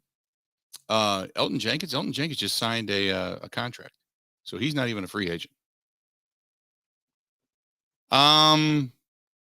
Boy, that's I would keep Tanyan out of that whole group. Here's the reason why. I've always said Lowry's just a guy. Amos, it would pain me to get rid of, but Amos has played very quiet and very well. He's been steady in that secondary. So it would pain me to lose him. But you don't have a tight end. Robert Tanyan is really your only tight end. So out of all of those guys, now I'll take Jenkins out of the mix because they re-signed him. But I would go with Robert Tanyan. Lazard, to me, is always a guy. He's just a dude, man. You bring up somebody off the practice squad and you get the same. I'm not knocking him, but this whole thing about Robert Tanyan, oh my God, Tanyan this and Tanyan that. It's like, no, tell me what he does dynamic. He runs really good routes. He's a trustworthy wide receiver. That's a very much a credit to him. But don't act like he's Tyreek Hill. Don't act like he's DeAndre Hopkins in his heyday, or Julio Jones in his heyday, or Devontae Adams, the replacement of. No, he's not. He's not overly fast, not really a big leaper. He's good. He's tall. He's got good hands. But there's nothing dynamic there. You know what I mean? Now, they probably could have utilized him a little bit more. There was more than a few times that Alan Lazard could have saved the day, so to speak, when it came to the postseason, and they just didn't look at him. I mean, he's wide open across the middle, and they're just not going to throw to him. So he could have sat in a bathtub and took a bath and relaxed and lit some candles because they weren't going to throw him the football. But Lazard, no. Tanyan's only the really legit pass catching tight end they have, so you got to keep him. I'd hate to get rid of Amos. But that would be it. That'd probably be my choice. 877-867-1670. Let's get back to the phone calls, shall we? If indeed you watch the games this past weekend, you're going to watch the game coming up tonight. You look at the Green Bay Packers and their situation. You look at the teams. You start to go through the comparisons. You say, how far away are the Green Bay Packers from actually making it back to the postseason? And I'm talking about being viable. Okay, not just about barely beating or barely losing to the Detroit Lions. I'm talking about getting back and being real. You know what I'm saying? Being real. Let's go to Len, listening to us in Waukesha. Len, how you doing today, man? What's going on? Yeah, Bill, I've got great trepidation towards the Green Bay Packers. I think they have to make a decision very quickly on Aaron Rodgers. They can't let it drag to the draft. They have to decide whether they're going to keep him, trade him. The people in Las Vegas, I was just out there last week, and they figure he's coming there. As far as Matt LaFleur goes, I think he's a very good play caller between the 20s, but when it gets down to a crucial situation, he's a zero. I mean, that 4th and 1, and he does a reverse. I mean, if that doesn't scare somebody. Yeah, and his decision with his defensive coordinator sounds like he's coming back. And I think the players did that in that last 5 games. You were saying they were texting each other, talking to each other. They finally decided to go around the defensive coordinator. Look, if you don't believe in your leader, and they don't, and I think he needs to be replaced, and I don't think they'll do it. And like I said, I like Matt LaFleur, but I don't think he's the guy that's going to get us there. So, first of all, they better make a decision on Rodgers. I hope to keep him, but whether they do or not, it has to be done quickly so they can get planning on moving this franchise forward. It's appreciate the phone call. I think Rodgers still gives them the best chance to win. But like I've said, and I will continue to say, give him all the time, he wants right now to kind of walk away and go do his thing and enjoy his life, whatever it is he wants to do. But I think, and I know they didn't say this specifically, but I think you got to look at him and you got to go, you know what? you need to let us know. And when you do, it's not just about whether or not you want to come back. It's about whether or not you are going to be all in. Because we need to know. Got to be all in. How long do you think it takes? In general, if you had to guess. Boy, that's a great for question. Rodgers to decide. Yeah. I hate to say it's going to take a real long period of time, but I think they're going to give him almost to, well, it'll probably happen like it did last year, like right before free agency. You know, when you've got a lot to consider, guys that you're going to let go, guys that you're going to keep, money you're going to spend, I think, and I hate to use the term, but I think he holds the team hostage until then. And again, this goes back to just like when, you know, Devontae Adams wanted to be paid. You can't make your decisions until he makes his decision. You can't say, I'm going to go spend this amount of money not knowing what you're going to have. Suppose he decides to walk away. You'll have extra money. You can spread out over a couple of years. You'll know that. Or if he says, no, I'm not coming back, I want to be traded, you'll know what you have to do and what you can't spend and what you can spend, or deals you could or couldn't make because of the money that's going to come due, as opposed to right now. And he has to understand that.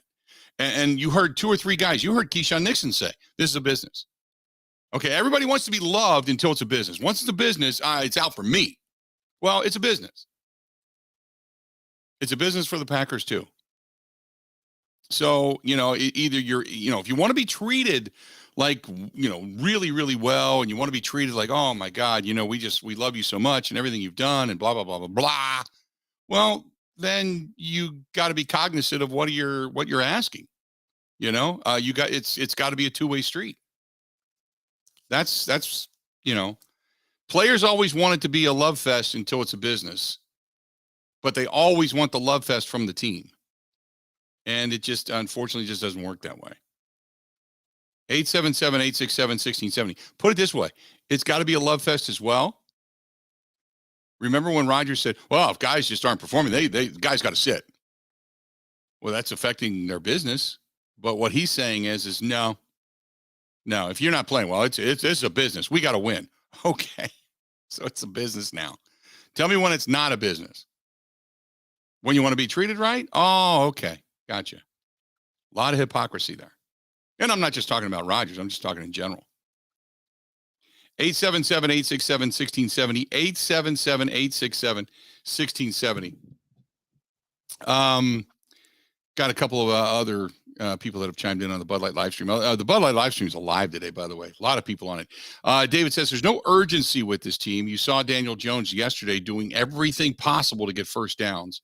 Rodgers just doesn't do that. I saw the Giants picked up Hodges in mid-November, and he went for 8 catches and over 100 yards. He wasn't even in camp. Why couldn't we pick up somebody that could do something like that? Did you see Sammy Watkins even made it to the playoffs with the Baltimore Ravens? Yes, I did, David. Yeah. And here's the other thing.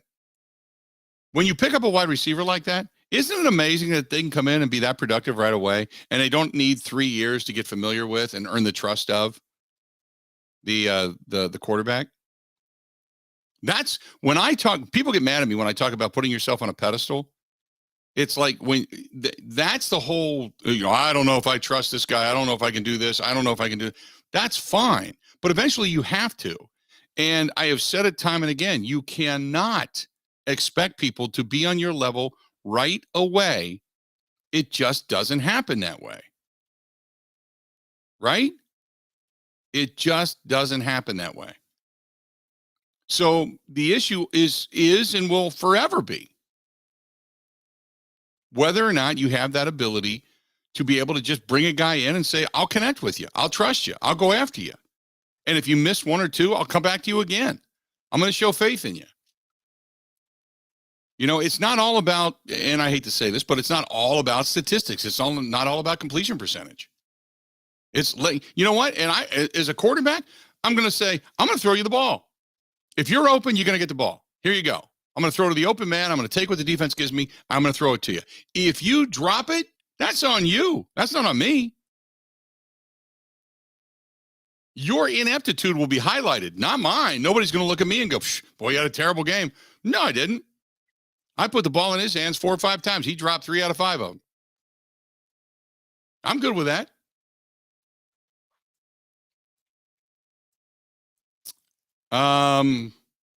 Dan says, even if a team could afford Aaron Rodgers, he has demonstrated that he is uncoachable. No, he's coachable. I just think you got to make all the circumstances very, very right. Just an honest opinion. You got to make them very, very right. You know, just got to make them very right. I think that's very real, too. 877-867-1670. Hit us up. Let's do this. We'll take a quick break. We'll come back. Got more phone calls to get to. If you want to chime in, do it. If you want to hit us up on the Bud Light live stream, do it. Live stream's active today. People all over that place. We'll get to a couple of emails as well. Got a lot more going on. Had a good weekend of NFL football. Got another good game coming up tonight. So when you look at this and you say, you know what? I'm watching these teams play. I'm watching these teams battle. How do the Green Bay Packers really kind of stack up? How do they stack up with the teams that are in the postseason right now? How far away are they? We're talking a little bit about that. Stay tuned. We've got a whole lot more of the Bill Michaels Show. It's coming up, this portion of the program. Brought to you by our friends at the Milwaukee Admirals. Still playing winning hockey. I want to see this team in the postseason more than a couple of rounds deep, heading towards the Calder Cup. Maybe we'll even put something together. Maybe what we'll do is we'll put a whole group of people, we'll go to a hockey game one night. I'd love to do that. We'll get Aaron Sims on. We'll do the whole thing. But right now, if you're looking for a game to go to, individual games, promotional ideas, concerts and such, right after the Admirals games, go to MilwaukeeAdmirals.com. That's MilwaukeeAdmirals.com. More of the Bill Michaels Show next. Covering Wisconsin sports like a blanket. This is the Bill Michaels Show on the Wisconsin Sports Zone Radio Network. Hey, it's 2023. Make a break from the usual. If you haven't tried Scholze Family Beef yet, make it your New Year's resolution. Go to ScholzeFamilyBeef.com.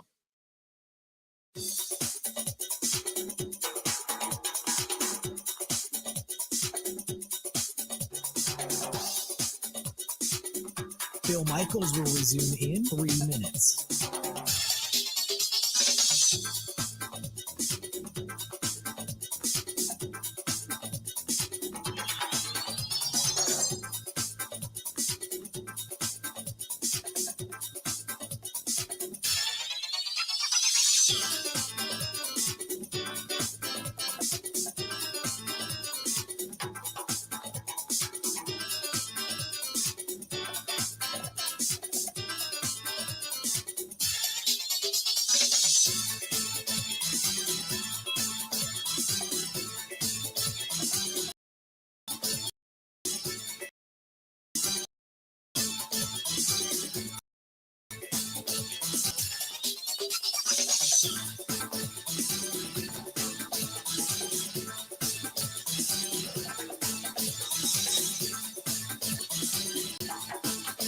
Bill Michaels will resume in 2 minutes.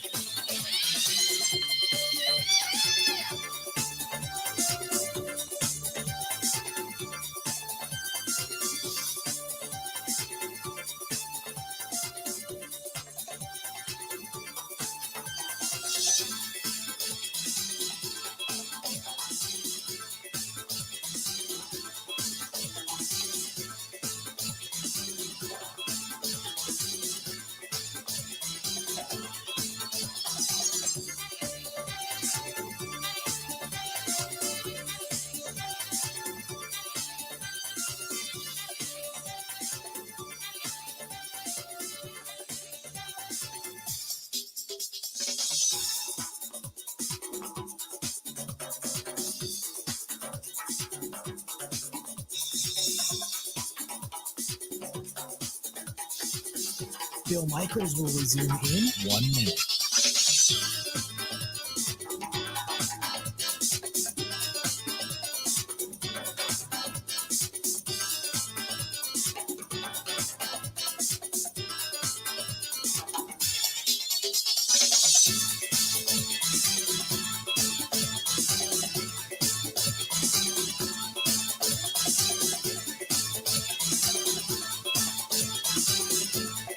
Bill Michaels will resume in 30 seconds.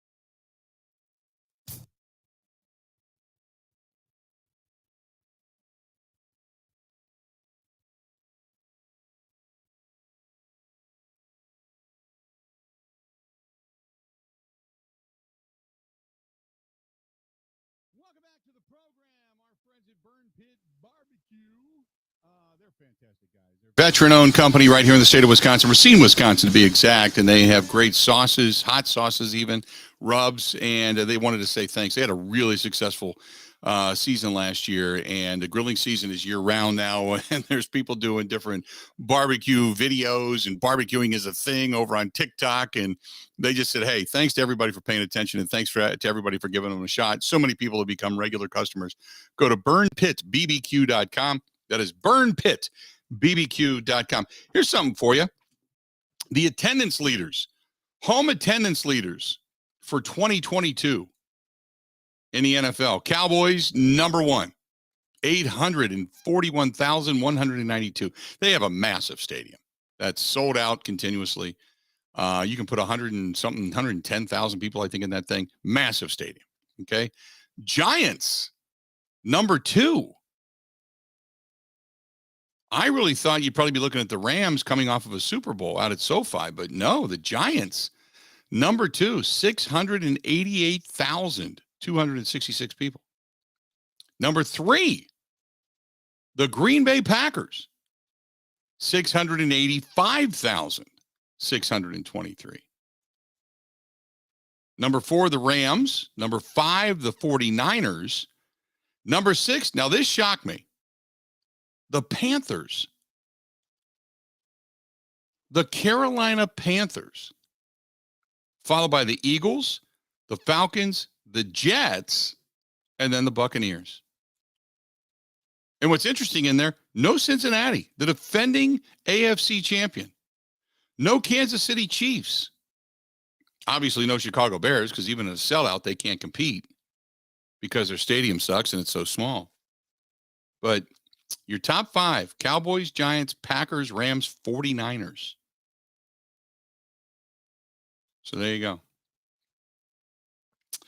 Let's do this. Let's get back to the phones. Let's go to Larry listening to us in Saukville. Larry, how you doing today, man? What's up? Hi, Bill. Thanks for taking my call. First, before I talk about Aaron Rodgers, just want to say my day is not complete unless I hear your program, or at least part of it. No, I appreciate it.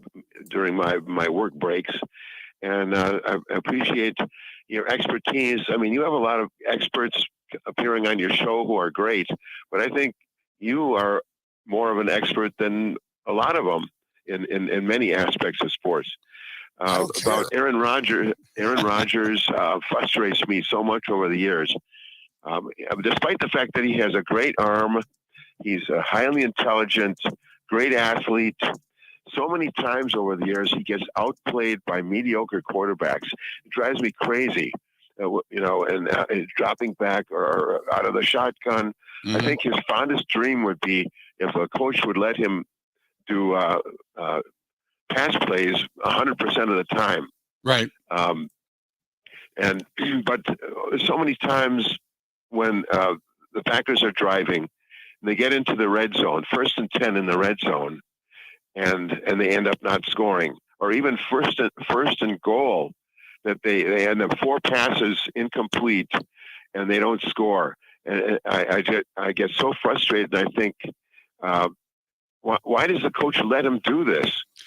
I think you probably hit the nail on the head. I appreciate it. I look at it this way, and thanks, Larry, for giving me a buzz. I look at Aaron Rodgers as kind of he works the game plan with the head coach, which is what you should do. I think they've gotten away a little bit from who they are. That's just my opinion. I don't think they're far off. I don't think it's terrible.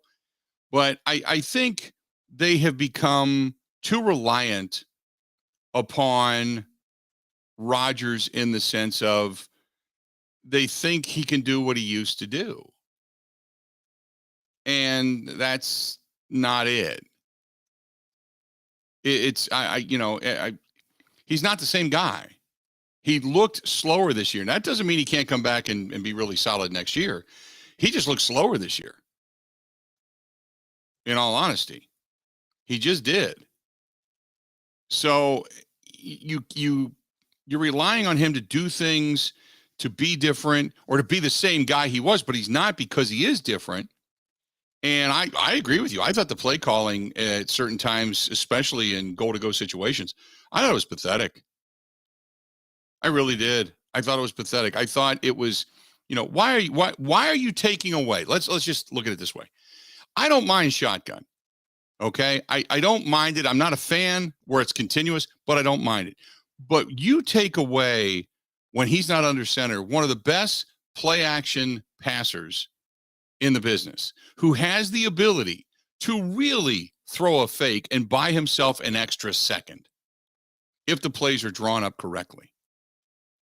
And we've seen it time and again where when Rodgers sells it, man, even the cameraman doesn't know where he's at. Guys on the field stop. And it gives you that extra second, that little gap to throw a ball into. If that's what you want to do and you want to throw it, why do you take that aspect away?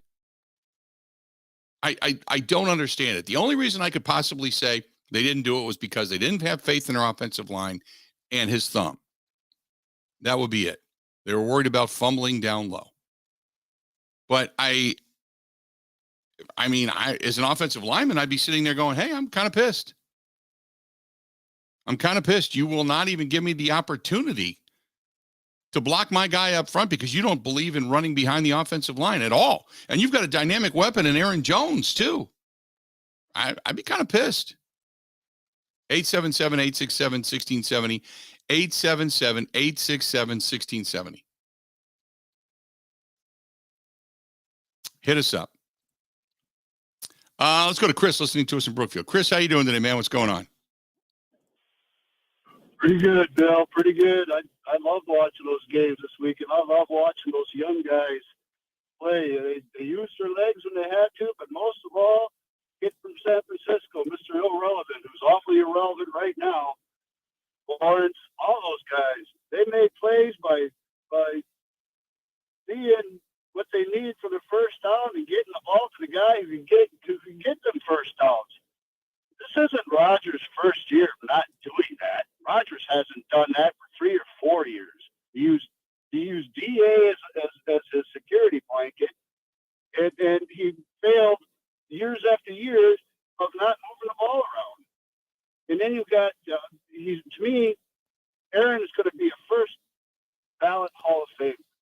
But I think he's lost it. I don't know what he's doing back there. How many times he's sitting, the fans are screaming at their TV sets for how many years now?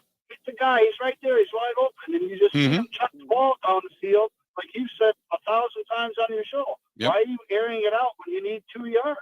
He continuously does that. No, and then you were talking about, they got the game plans that they go over each week.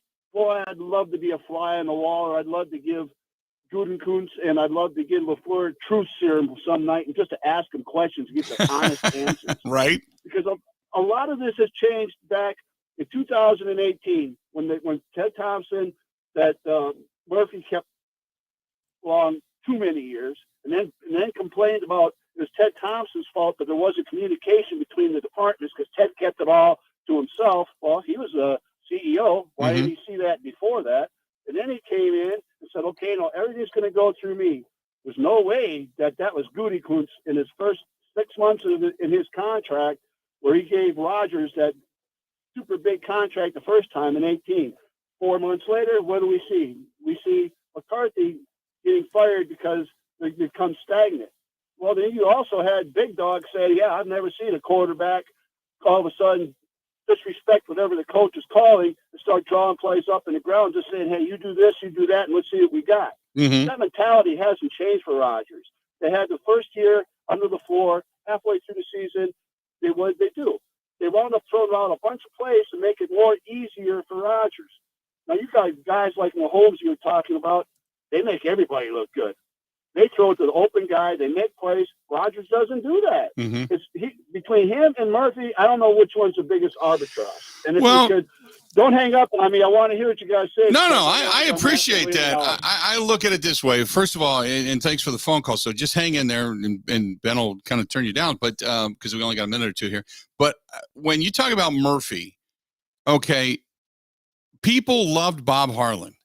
And Bob Harlan and I had dozens of conversations about success behind the scenes. And he said, because I told him, I said, what piece of advice are you going to give to Mark Murphy? He said, the same thing I gave when I was with Ron Wolf and Mike Holmgren, is hire football people to do football things and then get out of their way, leave them alone. You run the business. Well, you run the business until it's not runnable anymore, and everybody got mad at Mark Murphy for allowing the silos. Now, did he keep Ted too long? Probably a year, maybe two, but probably a year too long, you know, and then to make that move or such. But it wasn't like he let Ted go for 8 years too long. It was a year, maybe two tops.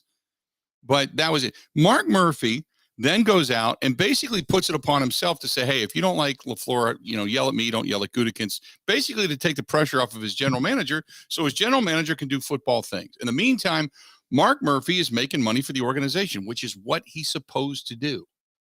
Okay? Now, are things good right now? Of course not. They're not great right now. No, not by any stretch of the imagination. I agree with that. Right?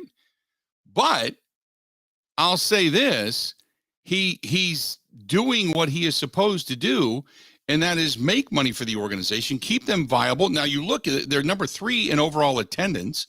So, you know, the attendance is good. You know, they're making some money. You know, they're expanding. They're doing more things up there in the Titletown district. So, you know, all of that's going on. That's what he's supposed to do. I'm sure that this is the get out of jail free card year, because Matt LaFleur, you do this again and you're not going to be back. We all know that. Matt LaFleur had 3 13-win seasons, so you gave him the contract. There was no reason not to. You know, I understand everything that you're saying. I think, you know, in whether or not you Gutekunst, for the most part, you look at the draft this year specifically, and you're thinking, yeah, this wasn't a bad draft, you know? It was a pretty good draft. You're not looking at the Green Bay Packers going, boy, they're terrible. You know, Quay Walker turned out to be good. He just has to learn how to get off a block, but he played pretty solid. He was one of your leading tacklers. Devontae Wyatt showed his wares. Christian Watson came on. Sean Ryan had the PEDs. He had the 3rd-round draft choice. You kind of expected out of 3rd-round draft choices for the Packers. Romeo Doubs had his time. Zach Tom looked really good. Kingsley Angabari, when he had his opportunity on the outside, looked good. Samari Torrey even caught some passes. So good there. Stokes, you're waiting to come back from the year prior. Josh Myers is a starter. Amari Rodgers, gone. Royce Newman, not real happy. TJ Slayton, he's finally starting to show something. He came in, big body, had a year. Remember, you know, Shamar, Gene Charles, he's player at best. Cole Van Lannon, Isaiah McDuffie, okay, whatever. Love the year prior, but A.J. Dillon's been pretty solid. Josiah DeGuara, Kamal Martin, John Runyon. John Runyon's been a staple, right? You know, you got Jake Hansen as a backup. Rashawn Gary, the year prior to that. Darnell Savage, I still think he's going to come back and play well. Rashawn Gary, Darnell Savage, and Elton Jenkins are really good. The draft before that with Jair, after that, not great. We all know that. After you got past Darnell Savage and Elton Jenkins in 2019, not great. We all know that. Okay. So the drafts are getting better. They're getting more stable after Ted's been gone. Their scouting department's been better. They found some guys. I mean, look at a guy like Keyshawn Nixon. They brought that guy in and he became a staple. They were like, wow. They were surprised by this guy's ability. He's been a hell of a special teams player and a backup. So I'll look at Goody and go, if I'm Goody, I'm looking at Mark Murphy saying, I don't think it's the talent. So we're going to give Matt LaFleur this season to correct it. He's got to fix it. He's got to wrap his arms around it. He's got to be the guy that says, not on my watch. This is the way we're going to do it. And then you got to get commitment from your quarterback to say, I'm all in, man. I'm coming back. I'm all in. I'm all in. Because Rodgers, his level of, you got to bring my guys back. You got to do what I say. I don't have to come in and do anything. That's gone. Because this team looked as bad as they've looked in a long time, probably since that last year, Mike McCarthy. That's gone. They did it your way. They brought in your guys. They let you kind of say, I don't have to be there. I don't have to do this. We're going to give you veteran days. We're going to let you do things. We're going to let you have a say. That's gone. Didn't work. Now it's like, okay, $60 million. I expect the return on my investment. And that is for you to be the leader, you to be here, you to be relevant, you to be part of this offseason. You don't have to be at every one, but you should be at some. You should work with these guys. There should be relationships built. You can't complain about the stuff that you do nothing about. So we'll see. This is that put the train back on the tracks here. 877-867-1670. More of the Bill Michaels Show next. Covering Wisconsin sports like a blanket. This is the Bill Michaels Show on the Wisconsin Sports Zone Radio Network. Even when the weather outside is frightful, your energy bill could be much more delightful. Hi, I'm Gina Della from Pella. Replacing drafty windows and doors can dramatically lower your energy costs. Pella Windows and Doors of Wisconsin offers some of the most energy efficient windows in the industry, designed to keep the cold outside where it belongs. You'll help kick the January blues when you choose to book by the 31st for 0% interest up to 2029. You heard that right. No interest up to the year 2029 if you book by January 31st. Pella's premium wood windows and patio doors feature distinguished craftsmanship and nearly endless possibilities, with maximum design flexibility in dramatic sizes, custom colors, finishes, profiles, product types, and more. Hurry! To get the 0% interest up to 2029, you have to book by January 31st. Visit PellaWI.com. Certain restrictions apply.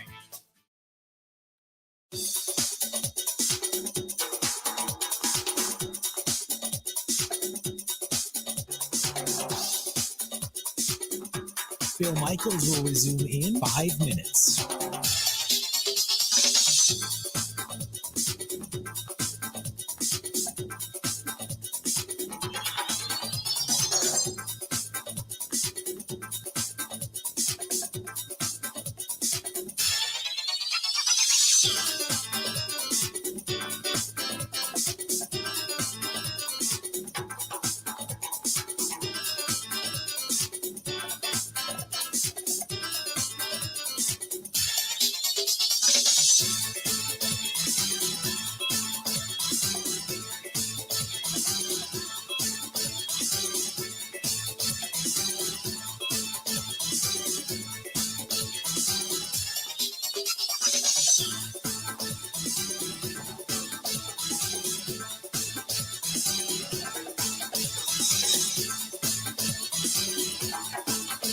Bill Michaels will resume in 4 minutes.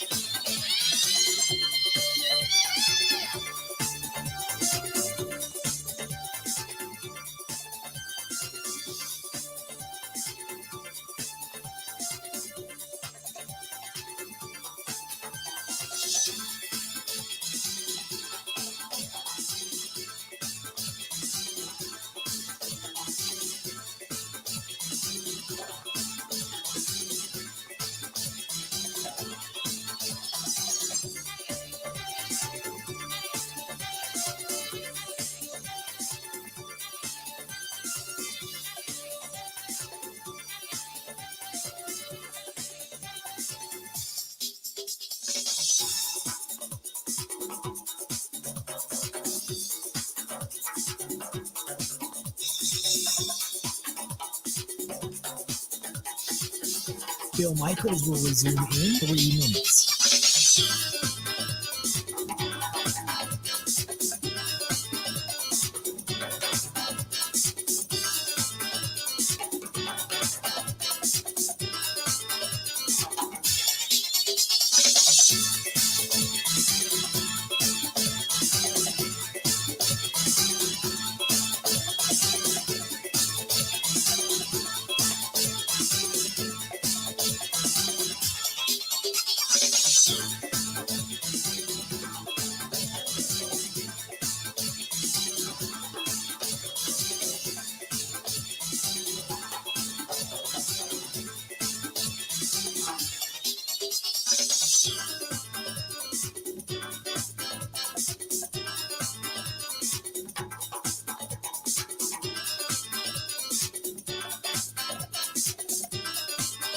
Bill Michaels will resume in 2 minutes.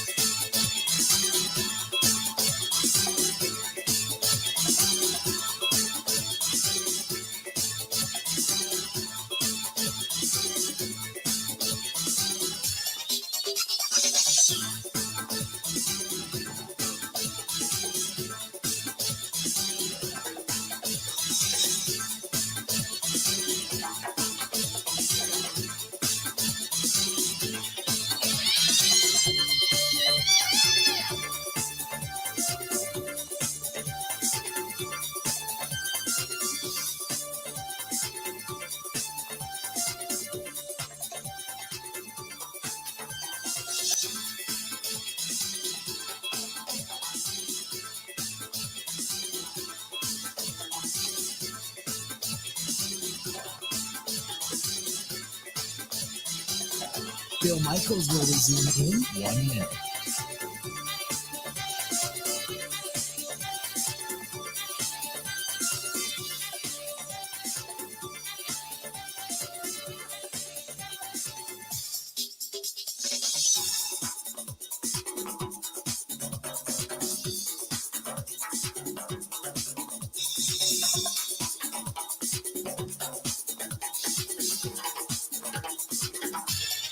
Bill Michaels will resume in 30 seconds.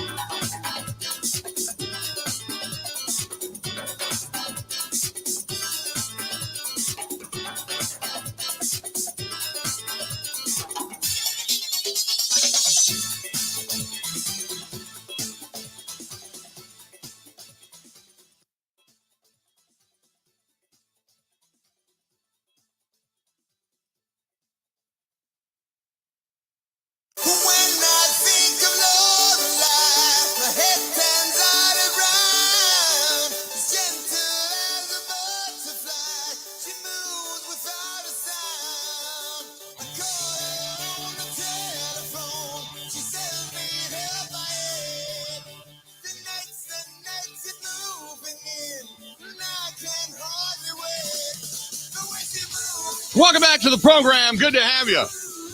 Bill Michaels Show. We continue on this portion of the program brought to you by our friends over at New Mail Medical, treating guys with ED all over Wisconsin, well beyond the borders as well. Anywhere within the sound of my voice, as a matter of fact, that you hear this program and you want to give them a call, call them.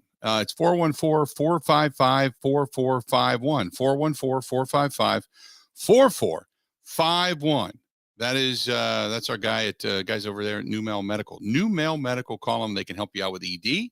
They can help you out with low T, and they can help you out with the all-in-one weight loss program as well. That's 414-455-4451. Talking about the Green Bay Packers and kind of, when you look at the weekend and you look at the teams that are in the postseason and you start thinking to yourself, okay, what do the Packers need to do? Because this is kind of like week one without Packers. You're kind of going through a little bit of withdrawal and you're kind of like, man, Packers could have done that. Packers could have done that. They couldn't do this. They couldn't stop that. They couldn't beat this. They couldn't have scored here. You look at the difference in play calling. You look the creativity, first half versus the second half from Doug Peterson was absolutely fantastic. Dable did a pretty good job as well. Daniel Jones basically sacrificing everything, just trying to get out and do what he basically willed his team to a win. J.K. Dobbins damn near did. He went to Harbaugh ahead of time and said, hey, throw it on my back, man. Give it to me. And he almost willed his team, the Baltimore Ravens, to a win, which is another whole story because Lamar Jackson, as we all know, did not even make the trip to Cincinnati. And he posted about his issues with his knee and how he was still swelling. He couldn't play. He wanted to. There is some real issues there. I will say this, and I know this goes against everything everybody's saying nationally, but I 100% applaud what Baltimore's doing. I 100% do. You've got an incredibly talented quarterback who wanted $250 million plus. You said yes, but we're not going to guarantee every penny. And why? Because you have now missed 10 games in 2 years because you're taking a beating. And had they paid him the money, would he have been there yesterday? I don't know. We'll see. Who knows? I don't know how bad that, apparently not with the knee, the issue it was, but he didn't even make the trip to support his team. Didn't even make the trip. Now, had he been really kind of close to playing, had they won, and maybe if you're flying, your knee will swell up and such because that can happen. Okay, if you're saving yourself for the next game. But if you're not, and you're not going to play the rest of the postseason, and you're not making a trip, you're not making the trip because you don't want to be there. You don't want to be a part of that organization. You don't want to be around your head coach. They got issues. But I'll tell you this, if you're a running quarterback in the National Football League, no way in hell I'm giving you guaranteed money. It's hard enough to keep a pocket passer upright, much less a guy that's willing to go out and take hits. Hurts got hurt this year. Justin Fields got hurt this year. Lamar Jackson hurt this year. All these guys that like to run, they're going to get beat up. And they don't work on their bodies in the offseason to take a beating. They work on their bodies to basically be a better passer, to kind of keep their legs under them so they can throw, they can launch, they can move about, but not to be a running back with upper body strength to take those kind of hits. That's not what they're doing. So if you're running quarterback in the National Football League, I'm just not guaranteeing you the money. It's great to have that as an asset, but your longevity is drastically cut short because the pocket passers have survivability. It's just, they do. 877-867-1670. Let's get back to the phone calls. Let's go to Jay listening to us in Shawano. Jay, how you doing today, man? What's going on? Hey, I'm good, man. Thanks for taking my call here. I appreciate it. Just going on what you said, I think you're right, though, as far as a quarterback goes. I think there's a time to run and there's a time to pass the ball, with that being said. So I think you're on the right track there. What I wanted to talk to you about was Matt LaFleur. When he first came in, I was a big fan. I was like, okay, this guy is doing some good stuff. But somewhere along the way, to me, it's like the team lost its fire. And I'll tell you what I mean by that. It's like I'm not sure that everybody wants to play for him. Like I've seen, I don't know if you've seen, I'm just going to give you an example here. I'm actually from Michigan originally. And I went to Michigan over Christmas, and everybody there was talking about the Lions and the Lions and the Lions and Lions this and Lions that. And by the way, they call Aaron Rodgers Sharon. You know, it's just. Nope, we lost him. Sorry about that. I call Aaron Rodgers and Sharon Rodgers, and after that was the end of it. No the more. State media was trying to silence him, saying something like Sharon Rodgers. Oh, my goodness. 877-867-1670, 877-867-1670. Hit us up. We'd love to have you. Again, 877-867-1670. Oh, by the way, this one's from Jason. Jason says, real quick, Aaron Rodgers is not the problem. He's the only problem. That's not a problem. He's a guy that knows too much, and he's too smart for his own good. He's a brilliant quarterback with an incredible arm and an incredible base. He just doesn't have the talent around him. Let's quit blaming together. I think Aaron Rodgers is an incredible quarterback, but what else do you want him to do? And again, I go back to the fact that if it's not the words Aaron Rodgers talked about were, it's not all about the money. Well, if it's not about the money, then why in the world did you take all the money? If it's not about the money, then why'd you take all the money? Right? I mean, that's the bottom line. I've never understood if it's not all about the money comment. Because if it's not, then why'd you grab it? Why'd you take it to begin with? 877-867-1670. The watcher says if Aaron Rodgers comes back, it's a minimum of $31 million, but next year it's $68 million cap hit, and you can't change it. Well, you can because you can spread it out. You can take the cap hit if he would retire. After June 1st, you can spread it out $20 million a piece over the next couple of years. But if you decide to trade him away, if you want to get rid of him, or he retires before June 1st or whatever, then you're kind of buried. You are buried. Now, the one thing to remember is you're buried for a year, and then you're out from underneath it. But you really do then have to begin to look at what you have and what you can afford and what you don't have, and then you really got to make some decisions, because there would be some other guys you'd have to pretty much cut loose, right? Right. Complicated fella said the exact same thing. Has to make up for the crypto investment like Brady did. Brady talked about it, how he invested in crypto and how it kind of took a tank and lost a bunch of money. I don't know. I don't know how much money Rodgers was being paid in crypto. I don't know what all he's put into crypto and such, but that was a good amount, because it was like right after he and Serena Williams had done that convention where they were on the stage talking about getting payments and salaries and such paid partly in crypto and investments and such. And right after that, it was like, boy, it just tanked. More of the Bill Michaels Show next. Ready? This is the Bill Michaels Show on the Wisconsin Sports Zone Radio Network.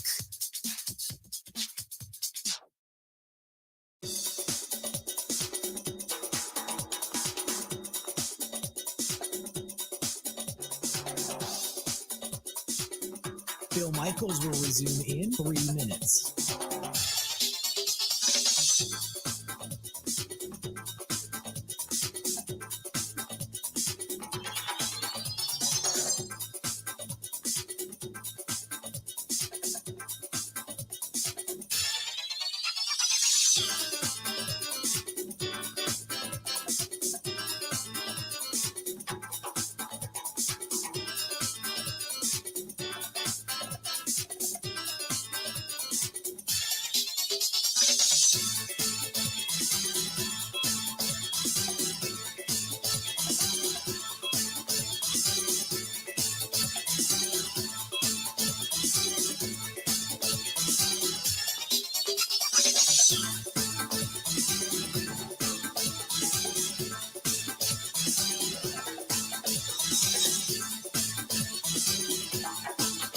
Bill Michaels will resume in 2 minutes.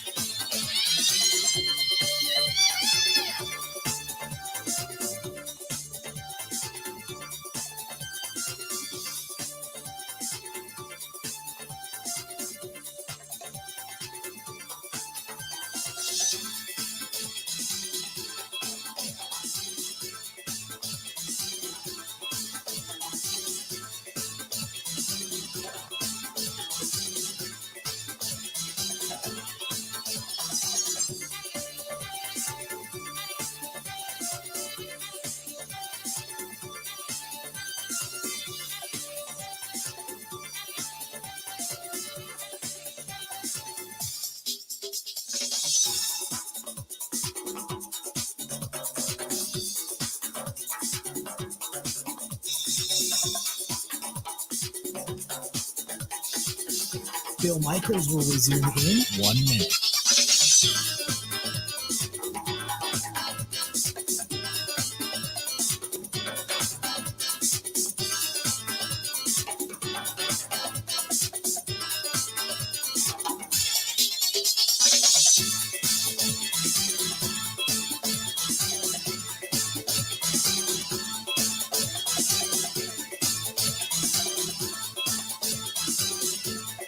Bill Michaels will resume in 30 seconds.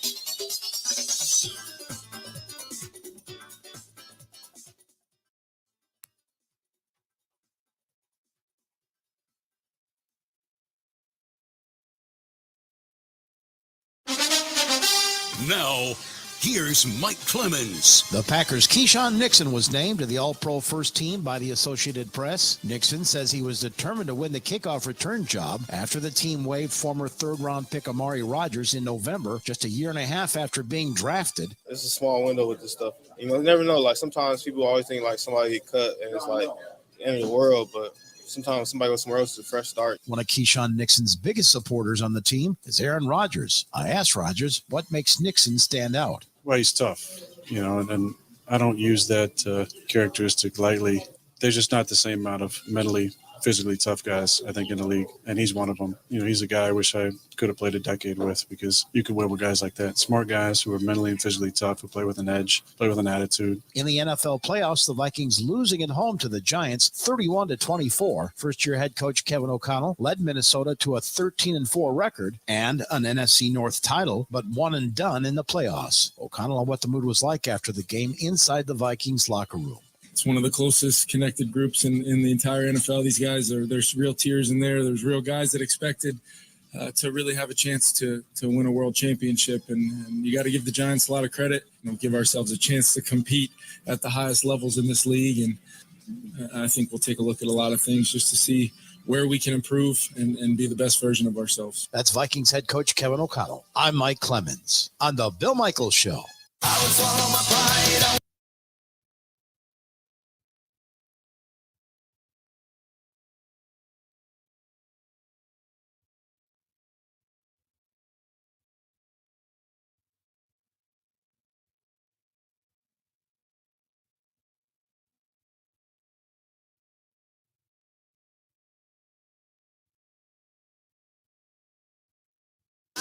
Welcome back. Good to have you. Bill Michaels Show. We continue on. This portion of the program brought to you by our friends at Wisconsin Harley-Davidson. Go to wisconsin.wishd.com. That's wishd.com for, well, they have a huge selection of both new and used bikes, and the new bikes are coming out. The excitement is building for the 2023 version of Harley-Davidson's. Not to mention, they have got the big clearance room. They're getting ready for the 2023 motor clothes and parts and such, so the clearance room's fantastic. But if you're looking for new stuff, they've got it coming in all the time. Stop out and check out Wisconsin Harley-Davidson. Go to wishd.com. That is wishd.com. So the attendance numbers, I wanted to go back because people had some questions. It went Dallas, then the Giants, then the Packers, L.A., the Rams, San Francisco, Carolina, Philadelphia, Atlanta, the Jets, and Tampa Bay. But if you go at average per game, the Jets and the Giants the Jets are actually ahead of the Giants. Average per game, the Jets are ahead of the Giants. Packers average 76,180. Dallas, like I said, that stadium can hold over 100 at standing room only. They average 93,465. Nobody's even close to that. The Washington Commanders were dead last with an average total attendance of 58,106. 58,106. They were 91%. 91%. Meanwhile, Chicago, second worst at 59,823. 59,823. Now, what's really weird is Las Vegas had 9 home games. They had 496,363, averaged 62,045 people per attendance, 97.1. Had 1.12 million come through the turnstiles, but they were 31st. Out of the top 10 was the Saints at 11, Seattle, Denver, Minnesota was number 14 on the list, and they averaged at 99% capacity. Averaged 66,687. Their stadium, while it's packed, it's not as big as Lambeau. It doesn't have the same capacity ability at Lambeau.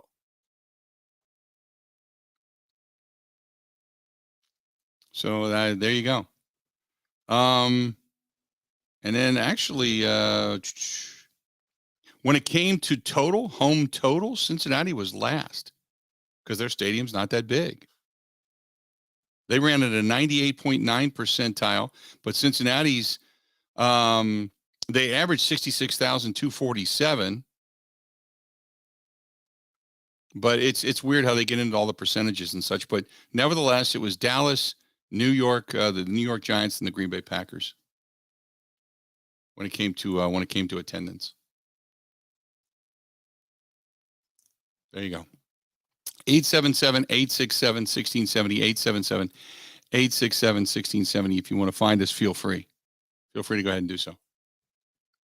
Coming up after the top of the hour, because we're right up against the clock. Coming after the top of the hour, we'll get back into the phone calls, get into your thoughts. Got some emails we got to get to. And then after that, Mike Clemens is going to join us for the last 45 minutes of the program. So coming up here in about 18 minutes, Mike Clemens is going to be here. Stick around for that. But nevertheless, we're going to take some phone calls when we come back at Mike and Whitewater and Cash of Thousands on hold. Got some emails I want to get to. Got some more good stuff actually coming up. So stay tuned. And we'll get into all of that here in just a little bit. This one's from Jack real quick. He just says, do you think Dak Prescott throws 2 or 3 picks tonight? What's the over and under betting line? I don't know what the prop bet is for tonight's contest. Couldn't tell you. I don't know what the prop bet is.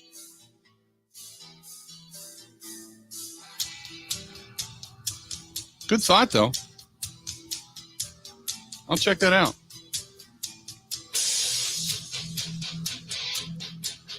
(877-867-1670). Phone calls coming up. Then we got Mike Clemens for the final hour as we do every Monday. Good stuff. Stay tuned. We got more of the Bill Michaels Show coming up right after this.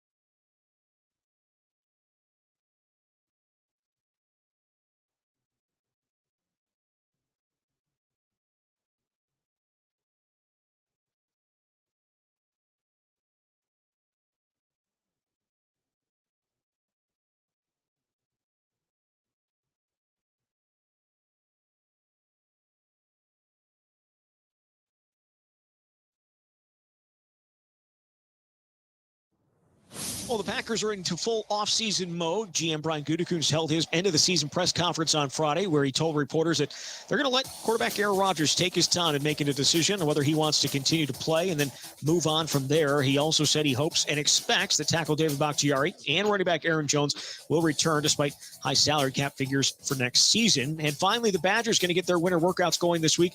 That'll include 13 transfers from the portal, headlined by quarterback Tanner Mordecai. With this Wisconsin Sports Zone Network update, Print.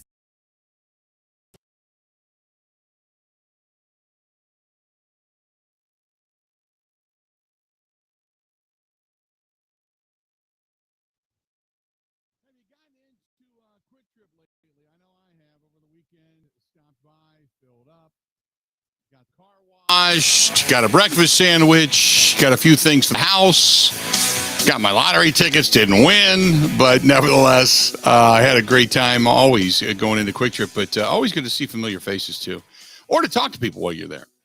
Terrific place. We were out the other night and stopped in and grabbed the lottery tickets and, hey, Bill, how you doing? I go there all the time, so they kind of know me, but just, always see you again. See you soon. Come on back. It's that kind of thing. They're just good people. Always use your quick rewards card when you're in there though too. I stopped in with my son and filling. He bought a new car, so he's filling up his new car. And he said, "Man, I'm gonna get a burger or two." I said, "I'll buy, no problem." But I got up there and charged, and sure enough, the burgers were free. Had the points. Quick Trip always giving you something, and if not, you're always earning something. Good stuff from our friends over there at Quick Trip. 877-867-1670, 877-867-1670. You want to find us, please feel free. Go ahead and do so.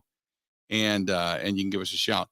Got some emails to get to as well. I want to get back into that. I got some more to kind of chime in via the Bud Light live stream today. Real quick. That's the wrong one. I didn't want to hit that.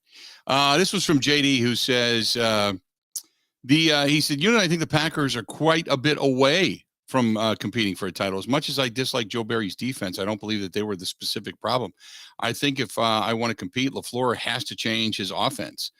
They have the players, but the offense has become predictably stale. And until that changes, they're going to be strictly a mediocre team at best. At best. He doesn't believe it's going to be great. At best. And then real quick, it's this one's from our buddy John.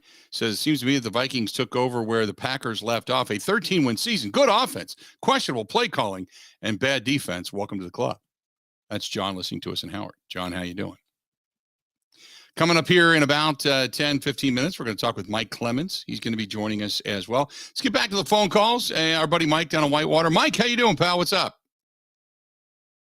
Hey, Billy, good to talk to you. I agree with you on the comparison of the Packers to those other teams. Three things I think got to happen. Barry's got to go. When you got a defensive safety coach, not your coordinator, screaming at halftime. So that's my case there. Rodgers has got to play about 60 to 75% better. And three, LaFleur, he's got to change his play calling. I think he slipped. He's got to go back and look with all the motions and how good they were when they did all those kinds of things. And then, of course, using Aaron Jones more through that system. No, I would agree with that. I think that Matt LaFleur got relatively stale. That's just my appearance of things. I just think they got relatively stale. I think it became less and less creative and more relying on just strictly what the quarterback could do. And maybe that's unfair because he's not only older, but you're also asking him to do it with not nearly the talent that he used to have at the wide receiver position. So I just thought it got relatively stale. That was my impression. Well, and then we've talked to before, you get inside the 10-yard line, spread them, pass, field goal, pass, field goal. Where most teams, and even this weekend, they try to run, but they use their tight ends or just a quick over the goal line pass. And the Packers never did, they never did that. Yeah, there was a lot of stuff this weekend that I watched just to see. I mean, granted, they did run out of shotgun, but they never really spread out empty backfield. They did make some balls downfield, or they did try to throw it into the corners and such, but it was just They had, and plus Josh Allen was just taking what the defense was giving him, which is what we don't normally see out of what the Aaron Rodgers-led offense. Sometimes Rodgers just locks on a guy. That's going to be where he goes, and that's all there is to it. And we've seen that happen time and again. Mike, appreciate it as always. We've just seen that happen. It just got, I don't want to say it's overwhelmingly predictable, but it just didn't seem like at times there was a lot of creativity to the offense. It just, that I will say. 877-867-1670, 877-867-1670. You want to hit us up, feel free. Watcher says, I'm thankful for what Rodgers did to this team, but it's perfect time for him to move on. The problem with that is, okay, the problem with that is that you can't just say move on. There's a lot of salary cap ramifications to all of this. You know? And that's the truth. It's you can't just say, it's time to go, because you've got money invested. If it was going to be that easy to just say, time to go, no big deal, then what you should have done is not give him the big contract. It's just paid him a bunch of money in 1 year and left yourself that. But the Packers, he wanted that commitment. He wanted that ability, right? But the Packers made that commitment. Now, you know, I don't want Rodgers to come back just for the money. I want him to come back and know that he's going to be a viable piece to all of this. I want him to come back and take ownership of it and say, we're going to make another run. We're going to make a legitimate run at all of this before it's all said and done. Absolutely. Absolutely. I want all of that to happen. Without a doubt. But if it wasn't about the money, then you shouldn't have taken all the money, because there's issues here now. So you kind of like, I want Rodgers to come back. I hope he does. And then on the other hand, you're kind of like, we'll go ahead. We'll move on. Jordan Love time. All that's great. But then again, you're stuck monetarily. Are you coming back for the money? Or are you coming back to win? That's a legitimate question. 877-867-1670, 877-867-1670. Thomas says the salary cap ramifications get even worse after next year. Yes, but the amount of money, if he comes back to play, but you can always restructure that deal too. You can always do that. But the amount of money then that you have to pay him up front that you can then spread out becomes less. That's the point, is that if he walks away after next year, the ramifications are still there, but they're not terrible. John says, the problem is when you pay somebody all that money without the guys around him, you can never assemble the guys that you need. I've said that for how long? For how long? For a long, long, long time. When you start to look at quarterbacks that make more than 13.5% of the team's total salary, teams aren't winning Super Bowls. It's that simple. It's that simple. And that's the truth. Just look at it historically. The last guy to win more than 13%, I think, was Steve Young. And I can't remember who it was. Was it Patrick Mahomes or Tom Brady? One of the two was making more than 13% of their team's total salary. But that's it. In the history of the NFL. In the history of the NFL. Since the Super Bowl era got underway and then the salary cap era got underway, that's it. If you're making more than 13%, chances are you're not winning games. Or you could win games, but you're not going far. Not going to happen. Watcher says the Vikings are in a similar situation with Cousins. Yeah. They're paying him a boatload of money. Well, again, I don't have all the salary cap ramifications sitting here in front of me when you start talking about specific teams, but I got to imagine, and I'm going to look this up real quick, and I shouldn't do it on the air, and I apologize, but you look at a guy, okay, Deshaun Watson for 2023. Deshaun Watson is making 21.7% of the team's total salary cap. They're not going anywhere. He's not that good. They were stupid They were stupid. He's going to get a cap hit next year of $54.9 million. $54.9 million. They can't cut him loose because they owe him the money. His dead cap hit next year would be $219 million. How about that? $219 million. The Kansas City Chiefs. I want to check this out real quick. Kansas City Chiefs, because Patrick Mahomes this year, and they're a good football team. They could win a Super Bowl, but he's making 17.16% of the team's total salary cap this season.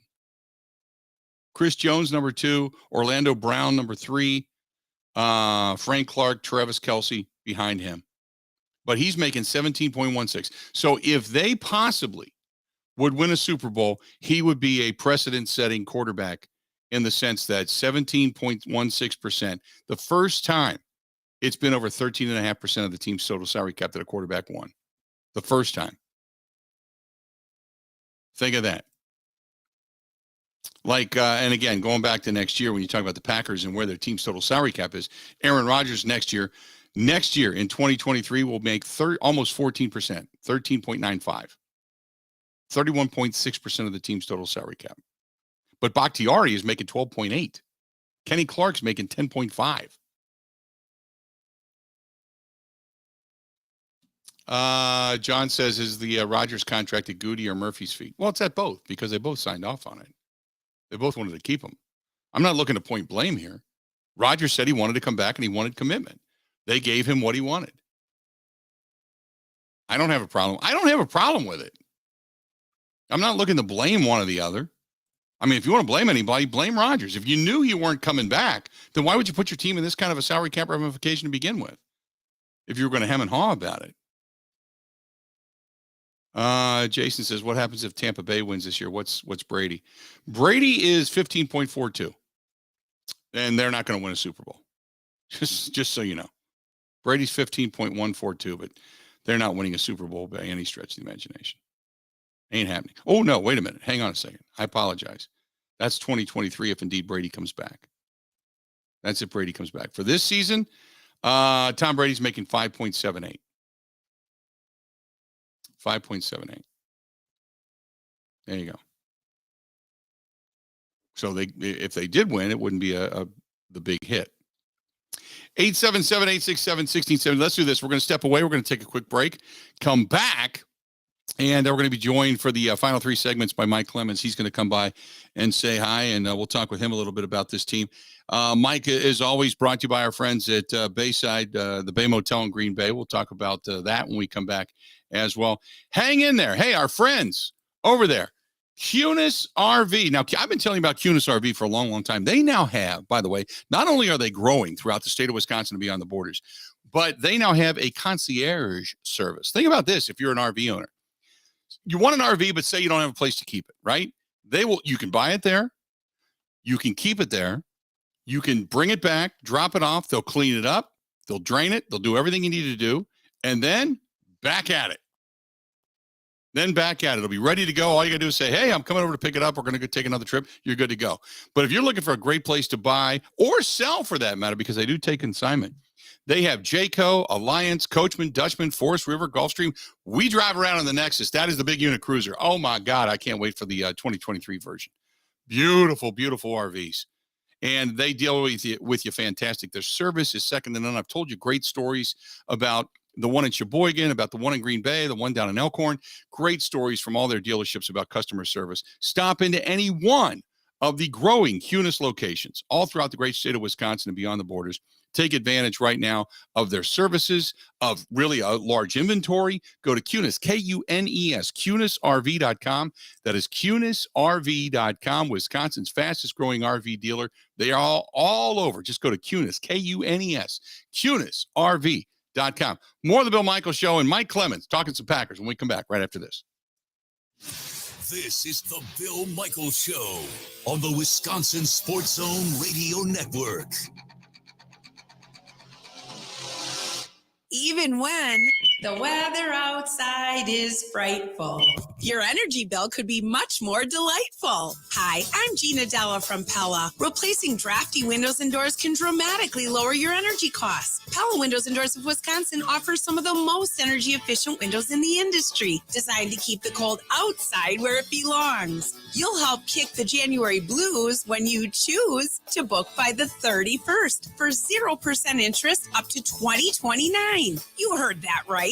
No interest up to the year 2029 if you book by January 31st. Pella's premium wood windows and patio doors feature distinguished craftsmanship and nearly endless possibilities, with maximum design flexibility in dramatic sizes, custom colors, finishes, profiles, product types, and more. Hurry. To get the 0% interest up to 2029, you have to book by January 31st. Visit PellaWI.com.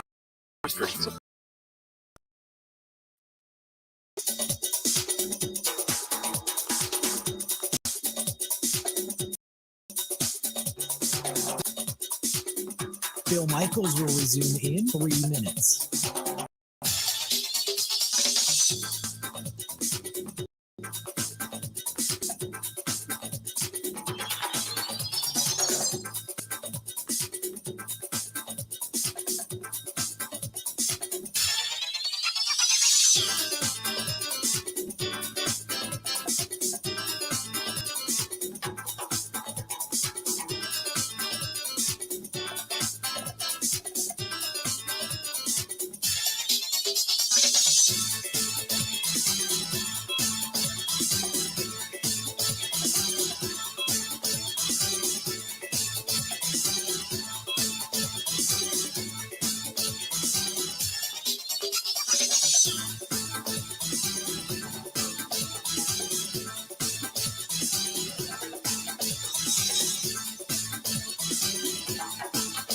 Bill Michaels will resume in 2 minutes.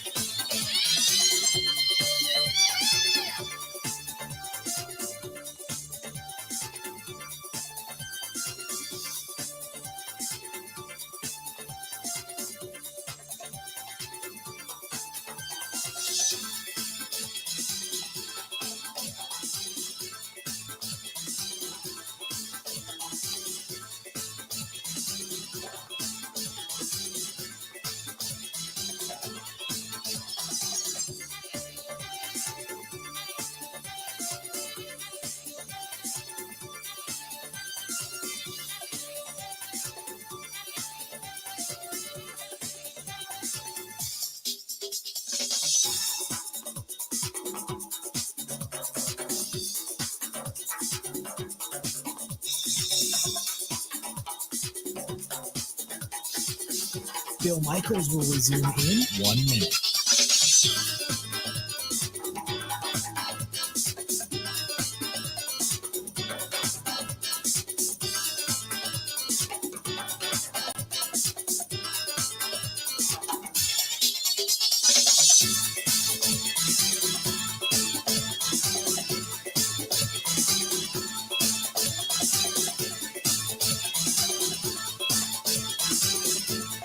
Bill Michaels will resume in 30 seconds.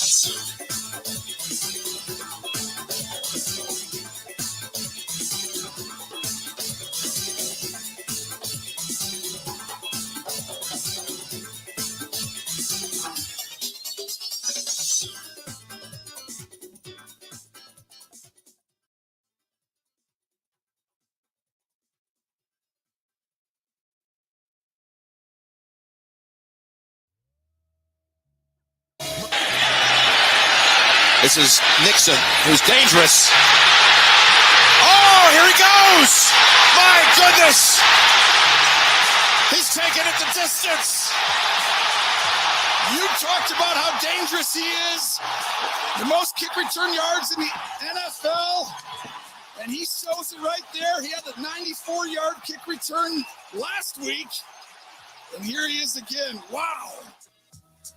Welcome back. Glad to have you. This portion of the program, Mike Clemens, brought to you by our friends at the Bay Motel in Green Bay. Quiet, cozy, and comfortable, just a mile from Lambeau Field. Perfect for a family stay. Don't forget. And even out of season, if you want to go up and check out the Hall of Fame or just kind of hang out in Green Bay for a while, coming up this summertime also, the Bay Family Restaurant featuring home-style cooking 7 days a week. Good old-fashioned home-style cooking. Bay Motel, right there, 1301 South Military Avenue in Green Bay. Call them today for reservations. 920-494-3441, 920-494-3441, or check them out at baymotelgreenbay.com. That is baymotelgreenbay.com. Bring in our guy now, Mike Clemens, on the line. Michael, how you doing, pal? I am good. An interesting story today coming out of Denver from KOA, the guy who does the Broncos post-game show there. Incredible guy. He put on Twitter over the weekend that Packers defensive coordinator or the secondary coach, Jerry Gray, is in his late 50s, former player, may be going to Atlanta to interview with Arthur Smith for this defensive coordinator job for the Atlanta Falcons, which is open. Now, that's Arthur Smith was LaFleur's quarterback coach when he was the offensive coordinator with the Titans. So whether that happens, whether he gets that interview or not, but that story is out there circulating today. Well, he's the guy that got everybody kind of all fired up and gave his rah-rah speeches and gotten guys' asses going back to the fourth quarter of the Chicago Bears game. And he's kind of that, if you want to call him the inspirational side of things, inside that coaching staff and the defensive unit. I don't know if that's a good thing if he's leaving or not. He's also the assistant coach who we were talking to about some of the confusion in the secondary, particularly week one, when Justin Jefferson of the Vikings was just cutting through the zones, right? Right. And then, we asked him point blank, why didn't you take the highest paid defensive back, Jair Alexander, just put him on there? And he says, I'm not in charge of the blueprint for the game plan. That you'll have to talk to the defense coordinator about that. And then I don't know if we saw Jerry Gray again for the rest of the season. So there might be a little bit of some of that going on. Right. But anyway, on Friday afternoon, after we got off the air, we find out that the Associated Press, 50 guys that voted the all-pro teams, and the only Packer to make the first team is Keyshawn Nixon, and as a return man, which is pretty amazing. Jair Alexander got on the second team as a defensive back. I did not realize that since they got rid of Amari Rodgers and they gave him that job in November, that he'd already amassed over 1,000 yards in kickoff turns. And so, we talked to Keyshawn in the final weeks of the season. And here's a kid who grew up in L.A., and he got into some school in Arizona, and then he was able to transfer into South Carolina, played 2 years there, did not get drafted, but the Raiders brought him in. He spent 3 years through the Gruden nonsense that was going on, and Rich Bisaccia was his interim coach. But he says that when he was a kid in L.A., the Honey Badger, Tyrann Mathieu, was coming out of LSU back in 2013, a third-round pick to the Cardinals. And he remembers an interview that the Honey Badger said about, if you get into the opportunity, never pass up any job opportunity in the NFL. I always look back at an interview Tyrann Mathieu had when he was coming out of college. I remember he had a conversation. He was saying, like, whenever they give me my op, I'm going to be ready. You know what I'm saying? If they want me to be the best gunner in the league for the first 3 years, so I'm doing. I feel like that was my role. You know what I'm saying? I always had that interview of Honey Badger in my head. Like, you know what I'm saying? Whenever it's time, they're going to let you get your shot. And the Packers gave my shot, and we see what's going on. It's interesting, Mike, because, you hope he's back. Obviously, they finally found a returner. I think he's probably the first real good returner, maybe since Randall Cobb back in his rookie season, or even going back to Allen Rossum from years gone by. So you hope he's back. And he was a good depth player, too, when it came to the secondary. And, you talk about props that he got. Nothing comes higher in that locker room than Aaron Rodgers just say, I love this guy. I love his attitude. He's physical and he's smart, and that's a rare combination. He goes, I wish I had this guy for the last 10 years. That's how big of an endorsement Aaron Rodgers gave for him, how this guy, just kind of came through the ranks through training camp, got some looks at nickelback, and then they gave him the ball on kick returns. And Keyshawn Nixon says that even though he'd had limited experience at returns, he was working on that all the time. So if they were asked him, hey, you want to try kick returns? he was working on the jugs machine all the time, just in case he got a shot to do it in practice. It's about preparation and just opportunity. You know what I'm saying? It's hard sometimes in this league to get ops at anything, for real. You know what I'm saying? You got to think about it. It's only one key return on every team, so that's only 32 players in the whole world. So whenever you get an op, you got to take advantage of your op, and I feel like that's what I did. It was interesting. They just kept going back to Amari Rodgers, and Amari Rodgers just never really caught on, not at all. And it just, we were talking about third-round draft choices for the Green Bay Packers, and about how the state of failure has been so prominent in that particular round of the draft. It's just like, boy, it's so disappointing. Amari Rodgers just didn't make it. No, and when the Packers drafted Amari Rodgers with their third-round pick, he was a kid that grew up around Randall Cobb. Remember, his father, he was the receivers coach. I think it was at Kentucky at the time. So they honestly thought that Amari Rodgers was going to be the next Randall Cobb. Little did anybody know that 2 or 3 months later, Aaron Rodgers was going to say, "I'll come back, but you've got to trade for Randall Cobb." So a lot of people wondered if Randall Cobb kept him out of reps and snaps, in his rookie season. And then this year they tried to make him a returner, but he had at least 5 muffed kicks, and they gave him the hook. And so, you ask Keyshawn Nixon about how do you explain how a third-round pick like Amari gets cut just a year and a half into his career in Green Bay. It's a small window with this stuff. You never know. Like, sometimes people always think, like, somebody get cut and it's, like, the end of the world. But sometimes somebody goes somewhere else, it's a fresh start. It's just like me. I played 10 times better here than I did any time. My all years with the Raiders, just because fresh start, new team, new coaches. Like, you're not, it's like a new feel. Like, I ain't never really played in the cold. I kind of like the little game day atmosphere in the cold. You know what I'm saying? Sometimes it's just new juice. You never know what somebody else got going on, too, outside of football. I still like the fact that Keyshawn Nixon texts Rich Bisaccia and is like, "Ferrari, I'm feeling good. Ferrari, let's do this." Yeah. Yeah. Yeah, it was a great story. So, leading up to this big game against the Vikings, must win. You're trying to win those last games and see if you can win to get in. And it's the Friday morning before the Vikings game, and he had not practiced all week because he had a groin injury from the week before. He'd actually missed a couple practices the week before, but still played. So he said he just rested it, just stopped, got out of the trainer's room and went home and rest. And when he woke up Sunday morning, he said it felt pretty great. And so, he was asked after he had a 105-yard return against the Vikings, what he did and that, that they were trying to shut him down due to a groin injury. On Friday, he wrote us off, like, if we can't run by Friday, it probably won't happen. And text the coaches this morning, like, I feel like a Ferrari. He was like, huh? I said, I feel like a Ferrari. I came here, just ran around. I'm like, ready to go.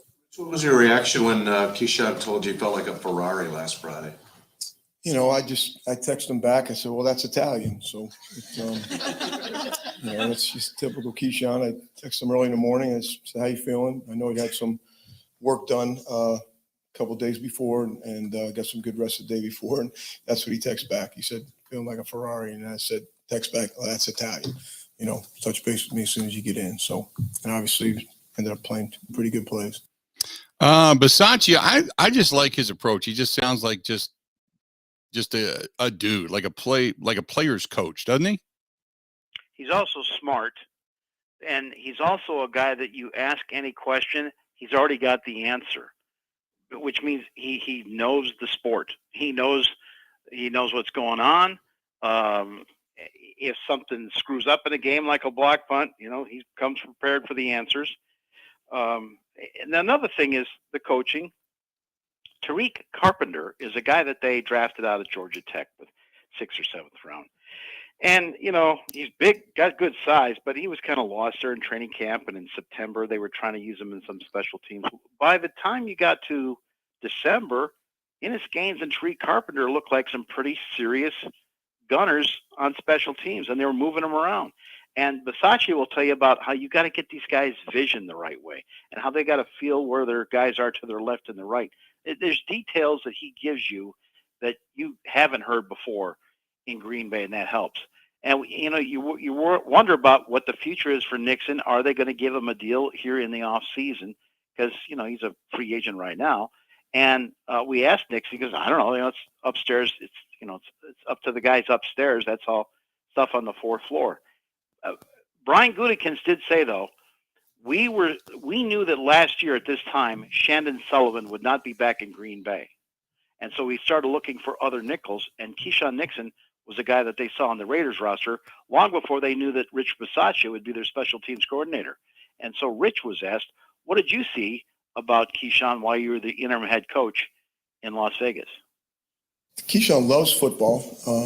He's very social. I think he enjoys his players, his teammates. I think he works at being a good teammate as far as, a player on the field. He's done a lot of different things for us. Obviously, now he's become a return guy. He's been a really good coverage player in the past, and I think he gets better and better with his work with OG and what he's doing on defense.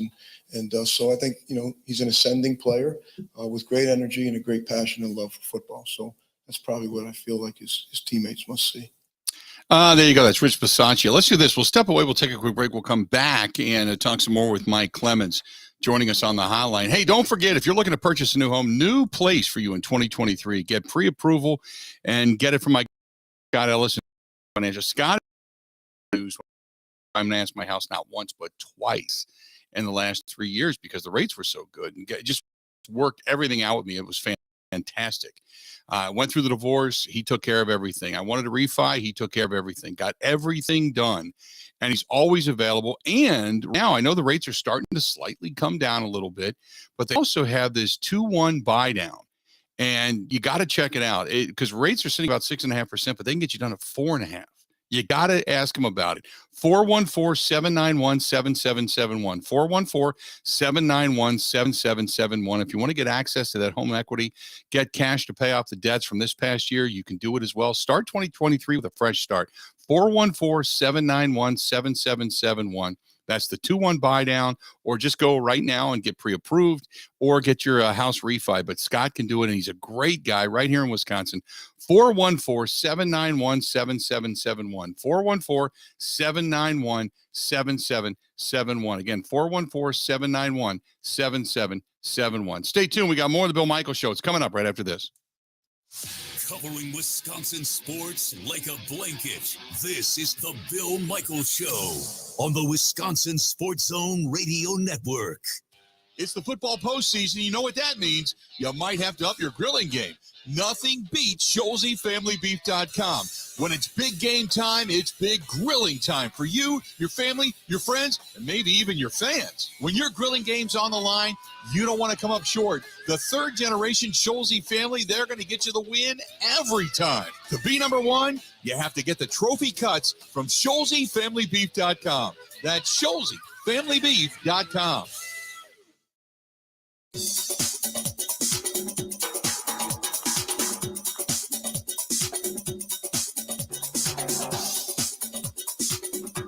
Bill Michaels will resume in 5 minutes.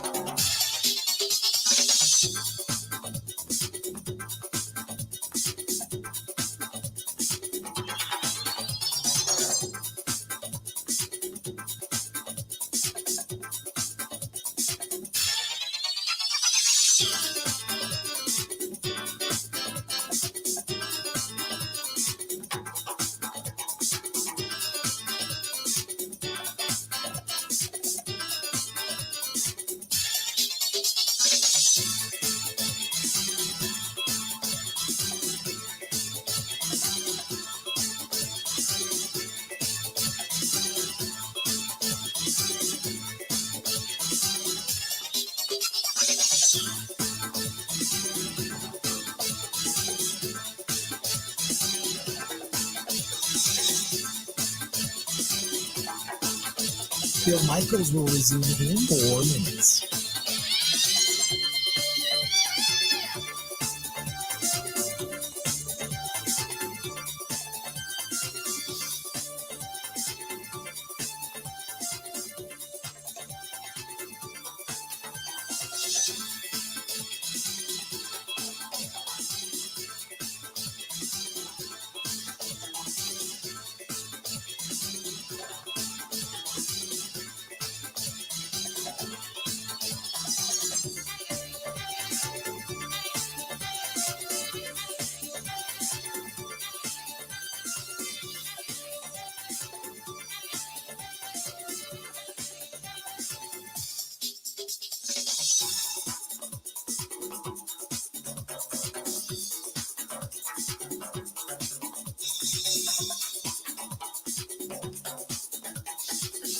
Bill Michaels will resume in 3 minutes.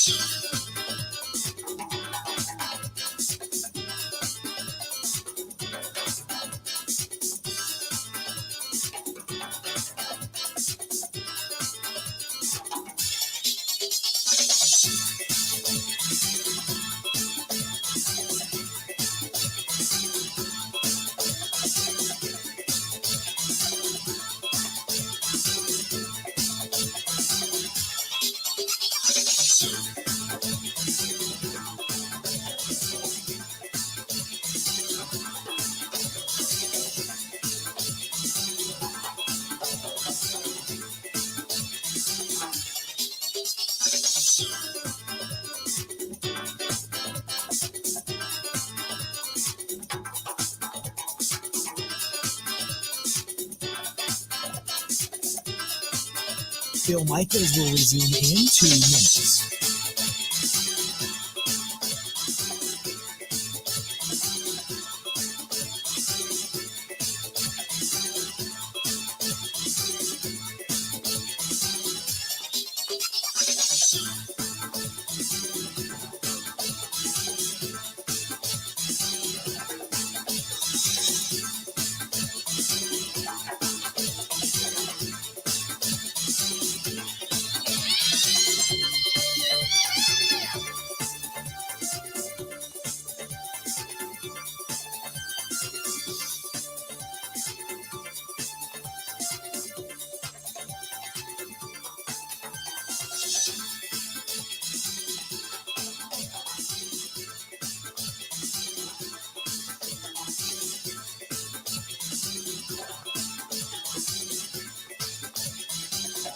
Bill Michaels will resume in 1 minute.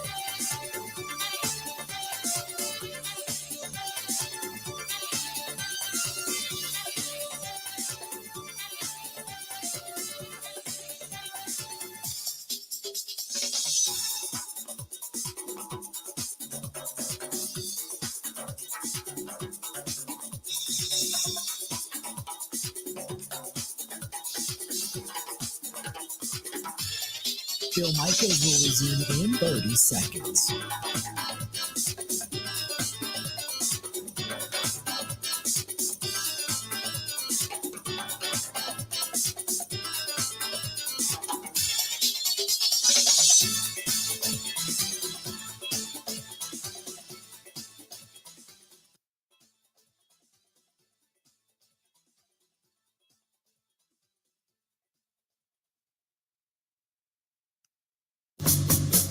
Get up there, go quick, run it again, get the first down. 3 backs behind him. To the outside. ETN. First down and a ton more. And stays in bounds to the 15-yard line. What a call. Very interesting and unique stuff. Meanwhile, Jacksonville can set their sights likely on Kansas City. Here we go for the win. Got it, but there's a flag down. There's a flag down as everybody's running out onto the field, but there's a penalty marker. Offside. Defense number 26. And they call it on the defense. That's the end of Unbelievable. That is unbelievable.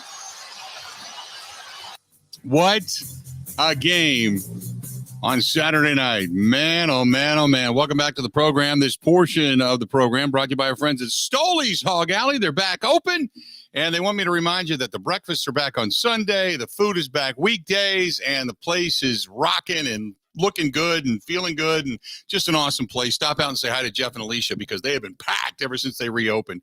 Everybody out in kind of the Oconomowoc Summit area have been waiting for this thing for a while, and now they're back. So good for them, and congratulations. Speaking of congratulations, man, to Doug Peterson and the Jacksonville Jaguars. How the Chargers, Mike Clemens joining us on the hotline, by the way, how the Chargers lost that game, I'm still somewhat amazed by. You know, the Chargers, you know how these assistant coaches, anybody that's had a cup of coffee with Sean McVay gets a head coaching job in the NFL? Right. And I think that's what happened to the Chargers, because Brandon Staley, defensive coordinator, he worked for the Rams and Sean McVay. Yeah, he was there in 2020, the year after they had gone and lost to the Patriots in the Super Bowl. That's the year that they came up to Green Bay and the Packers beat them in the playoffs. And they still gave him a head coaching job because he spent 1 year with the Rams. He'd been with the Bears years before. I think he was like a John Fox, Vic Fangio kind of guy. Mm-hmm. But people are having, buyer's remorse out in L.A. And Brandon Staley, a defensive coordinator, was asked after the game, how do you blow a 27-0 lead over Jacksonville? Just didn't play a good second half of football in any phase. And certainly, when you have that type of lead, if you can possess the ball effectively enough, then there won't be enough time. And we just didn't do that and then didn't score the ball either.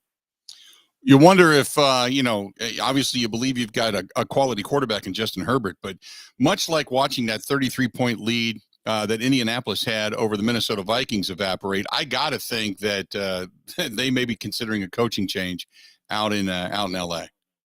Well, this is also why the rumors are going on in the Chargers locker room about how the players relate to this guy, because he served up his defense. He says his defense was mostly to blame to losing to the Jaguars. I think defensively, just penalties really hurt our team. We have a 2nd and 18 that's going to be a 3rd and 19. We have a PI. We had an offsides when it would have been a sack. Yeah, he kind of just pointed the finger, which is true, but he just kind of basically pointed the finger at his defense. Maybe he's doing that because he's a defensive-minded coach, so he's taking more of the blame, but it certainly didn't sit well. That's for damn sure. Yeah, so Justin Herbert has got all the talent in the world, and, he admitted that they were held to just a field goal in the second half. But also, he pointed out, you know what? The Jaguars have a really tough, hard-hitting defense down in Jacksonville. And they're a really tough defense, and it falls on us for not executing in the second half. And we were able to put up some points in the first half, but you got to be able to play 4 quarters as an NFL team. But I am, Mike, I think you and I and Ben Kenny all thrilled that Doug Peterson has turned around the train wreck that was Urban Meyer and has made the Jacksonville Jaguars relevant again. Yeah, we covered Doug. He did 2 tours of duty as a backup to Favre in Green Bay. And right after he left, like in 2005, he went to Louisiana, was a high school coach for 3 years. And then Andy Reid, who, of course, had been in Green Bay with him before, eventually got him as an assistant, a quality control guy, worked his way up to offensive coordinator. Then he got the job in Philly, and he wins a Super Bowl in Philly. I can't believe that was already 5 years ago that they won Super Bowl 52 with the Philly special and the 41-33 win over the Patriots. And I'm in the locker room at the Super Bowl, and Doug is there. They had just finished the celebration, and he turns and goes, hey, it's Mike from Green Bay. He gave me a one-on-one that we used on your show the next day. Yeah. He's that approachable, that calm, cool, and collected. And he talked about that this was almost as good as taking the Eagles to win a Super Bowl. Obviously, winning the Super Bowl a few years ago, greatest coaching victory as a team. This one's right up there with it. And my hat's off to our guys for just battling. A lot of credit to Trevor Lawrence, who looked really bad in the first half of that game, and obviously with 4 turnovers. It just looked like everything, like they got there, they did enough to get there, but they got a lot of work to do, and better luck next year. And then all of a sudden coming out and throwing 4 touchdowns after that was amazing. Yeah, and he credits Doug Peterson on just keeping it cool. Now, there was a couple of those interceptions, too, where it was, like volleyball, and tipped from one guy to another guy, and then, Charger picked it up. But Trevor Lawrence, who went through all that crap last year in his rookie season with Urban Meyer, talked about how you go from throwing 4 TDs in the second half after throwing 4 picks in the first half. I mean, really just, I felt like only one of those plays was a bad decision. So I felt like I was seeing things all right. They made a couple great plays. I threw 4 picks in the first half, and those guys beside me on offense and the guys on the other side of the ball didn't ever lose faith in me. And that's one thing that makes it easier when you got guys that believe in you, no matter what the circumstances are. And then in the meantime, you got the Dolphins and the Bills, and that was a hell of a game. And, who knows what it would have ended up had they had Tua, but it was the clock management and play calling at the end of that game that ultimately, in my opinion, kind of cost Miami. Yeah, and Skylar Thompson and Brock Purdy, the 49ers, some of these rookies coming into these playoffs, they look pretty good. And Mike McDaniel, who came from San Francisco, is down there in Miami. And he had that 4 or 5 game, maybe it was a 6-game losing streak toward the end, but he had all the injuries. Yet he comes up with this plan, and he's leading the Bills in Buffalo in cold weather and with this rookie quarterback. But time and time again on 3rd and 4th down, you saw that the play clock was going down, and the kid barely had a chance to call the play, much less get his guys lined up. And Mike McDaniels, kind of a weird dude, was asked first thing, why was it taking you so long to get the plays into your quarterback, Skylar Thompson? It was a piece of the reason, why we were unable to come out with a victory, but it definitely wasn't the only reason. And we were very aware that no one really gave us a shot. That was definitely an extra motivating factor. Not that we needed any other motivation. Interesting. One of the things, Mike, he said was he didn't have down calls. They didn't. They thought they had the first down, which was really interesting as well. And then you've got, oh my God, the play management and huddling up as time was winding down in Cincinnati last night. I could not fathom for the life of me why Harbaugh was doing that with his quarterback. So that was bad clock management. And then obviously to have their running quarterback, Tyler Huntley, try to dive over the line and extend the ball. And they always say every time that ball comes out, start punching at it because it can become a big play. And sure enough, for Cincinnati, that happened. And, a lot of people have thought that Buffalo was a favorite to get in there, but Josh Allen threw 2 picks to, Xavier Howard got one and Holland got another. And then there's that play where, they just didn't take account for Zach Zeeler to come in there and knock the ball out of his hands, to scoop and score and take it back in, which gave them the lead. So, Sean McDermott, he's lucky he got out of that thing. What was the final? 34-31 against the Dolphins. That was kind of a surprise attack. So then, other great games over the weekend. Well, the 49ers had no trouble with the Seahawks. Seahawks were in it for the first half or so. And then you take it to this next game with the Ravens on the Bengals. And I had just commented after watching all these games so far this weekend, how much these guys are using these young quarterbacks on quarterback sneaks, like 2 or 3 times in a game. And, and it's like nobody has a fullback anymore on their team, and they're hardly using running backs, except for that play that Doug Peterson called, with the Jaguars toward the end of the game, which got them into great field goal position.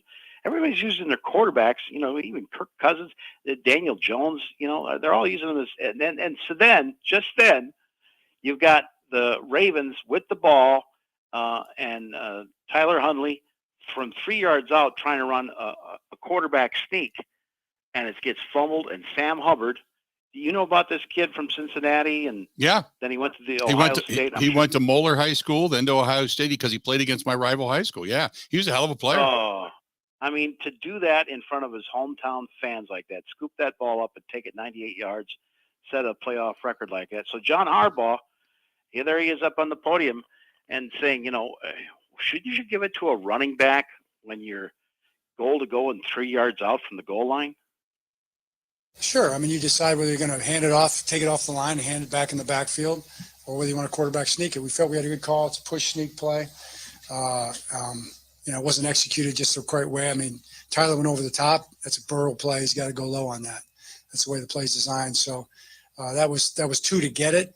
You take it off the line of scrimmage, there's a chance, you might score, but there's a chance it gets you in the backfield. Now it's hard to get it on 4th down. So 2 to get it there from inside the 1. We felt like that was the best call. We just didn't execute right. We got offseason now. I'm going to be thinking about that the whole offseason.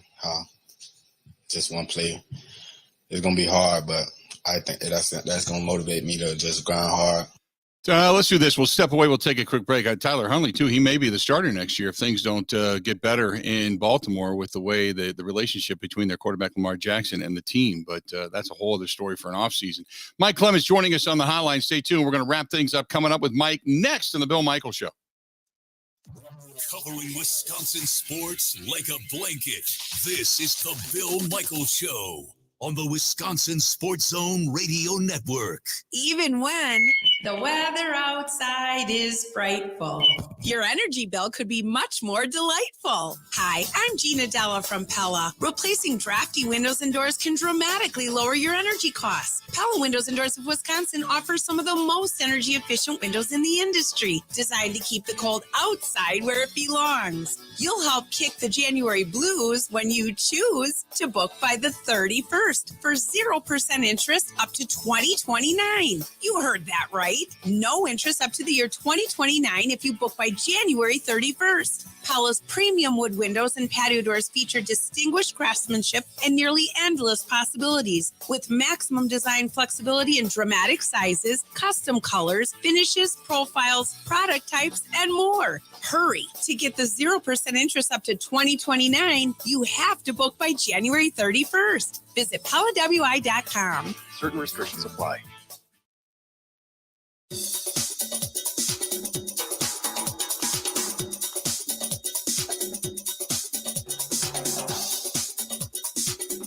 Bill Michaels will resume in 3 minutes.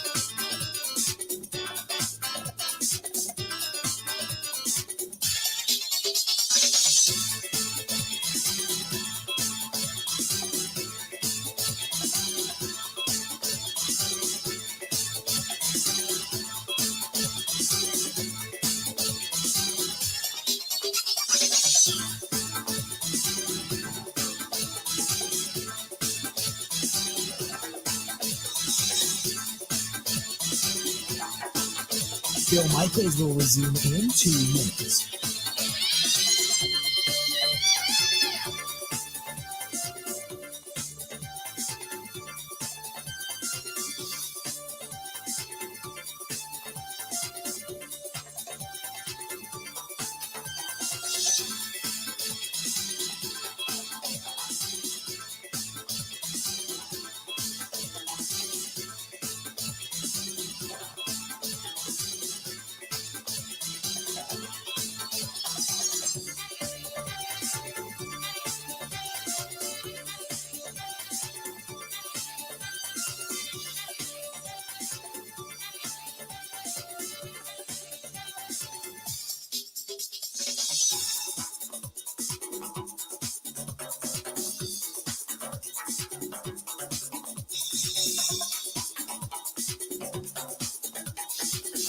Bill Michaels will resume in 1 minute.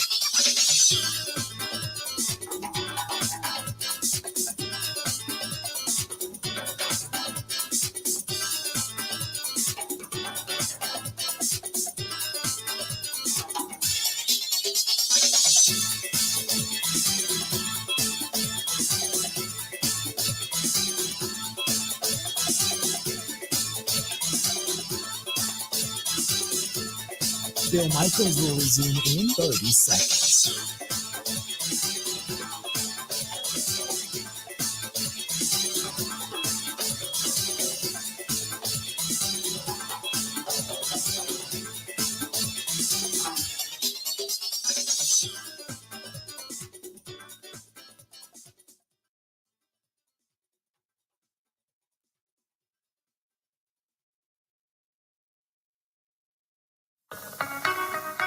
It's one of the closest connected groups in the entire NFL. These guys, there's real tears in there. There's real guys that expected to really have a chance to win a world championship, and you got to give the Giants a lot of credit.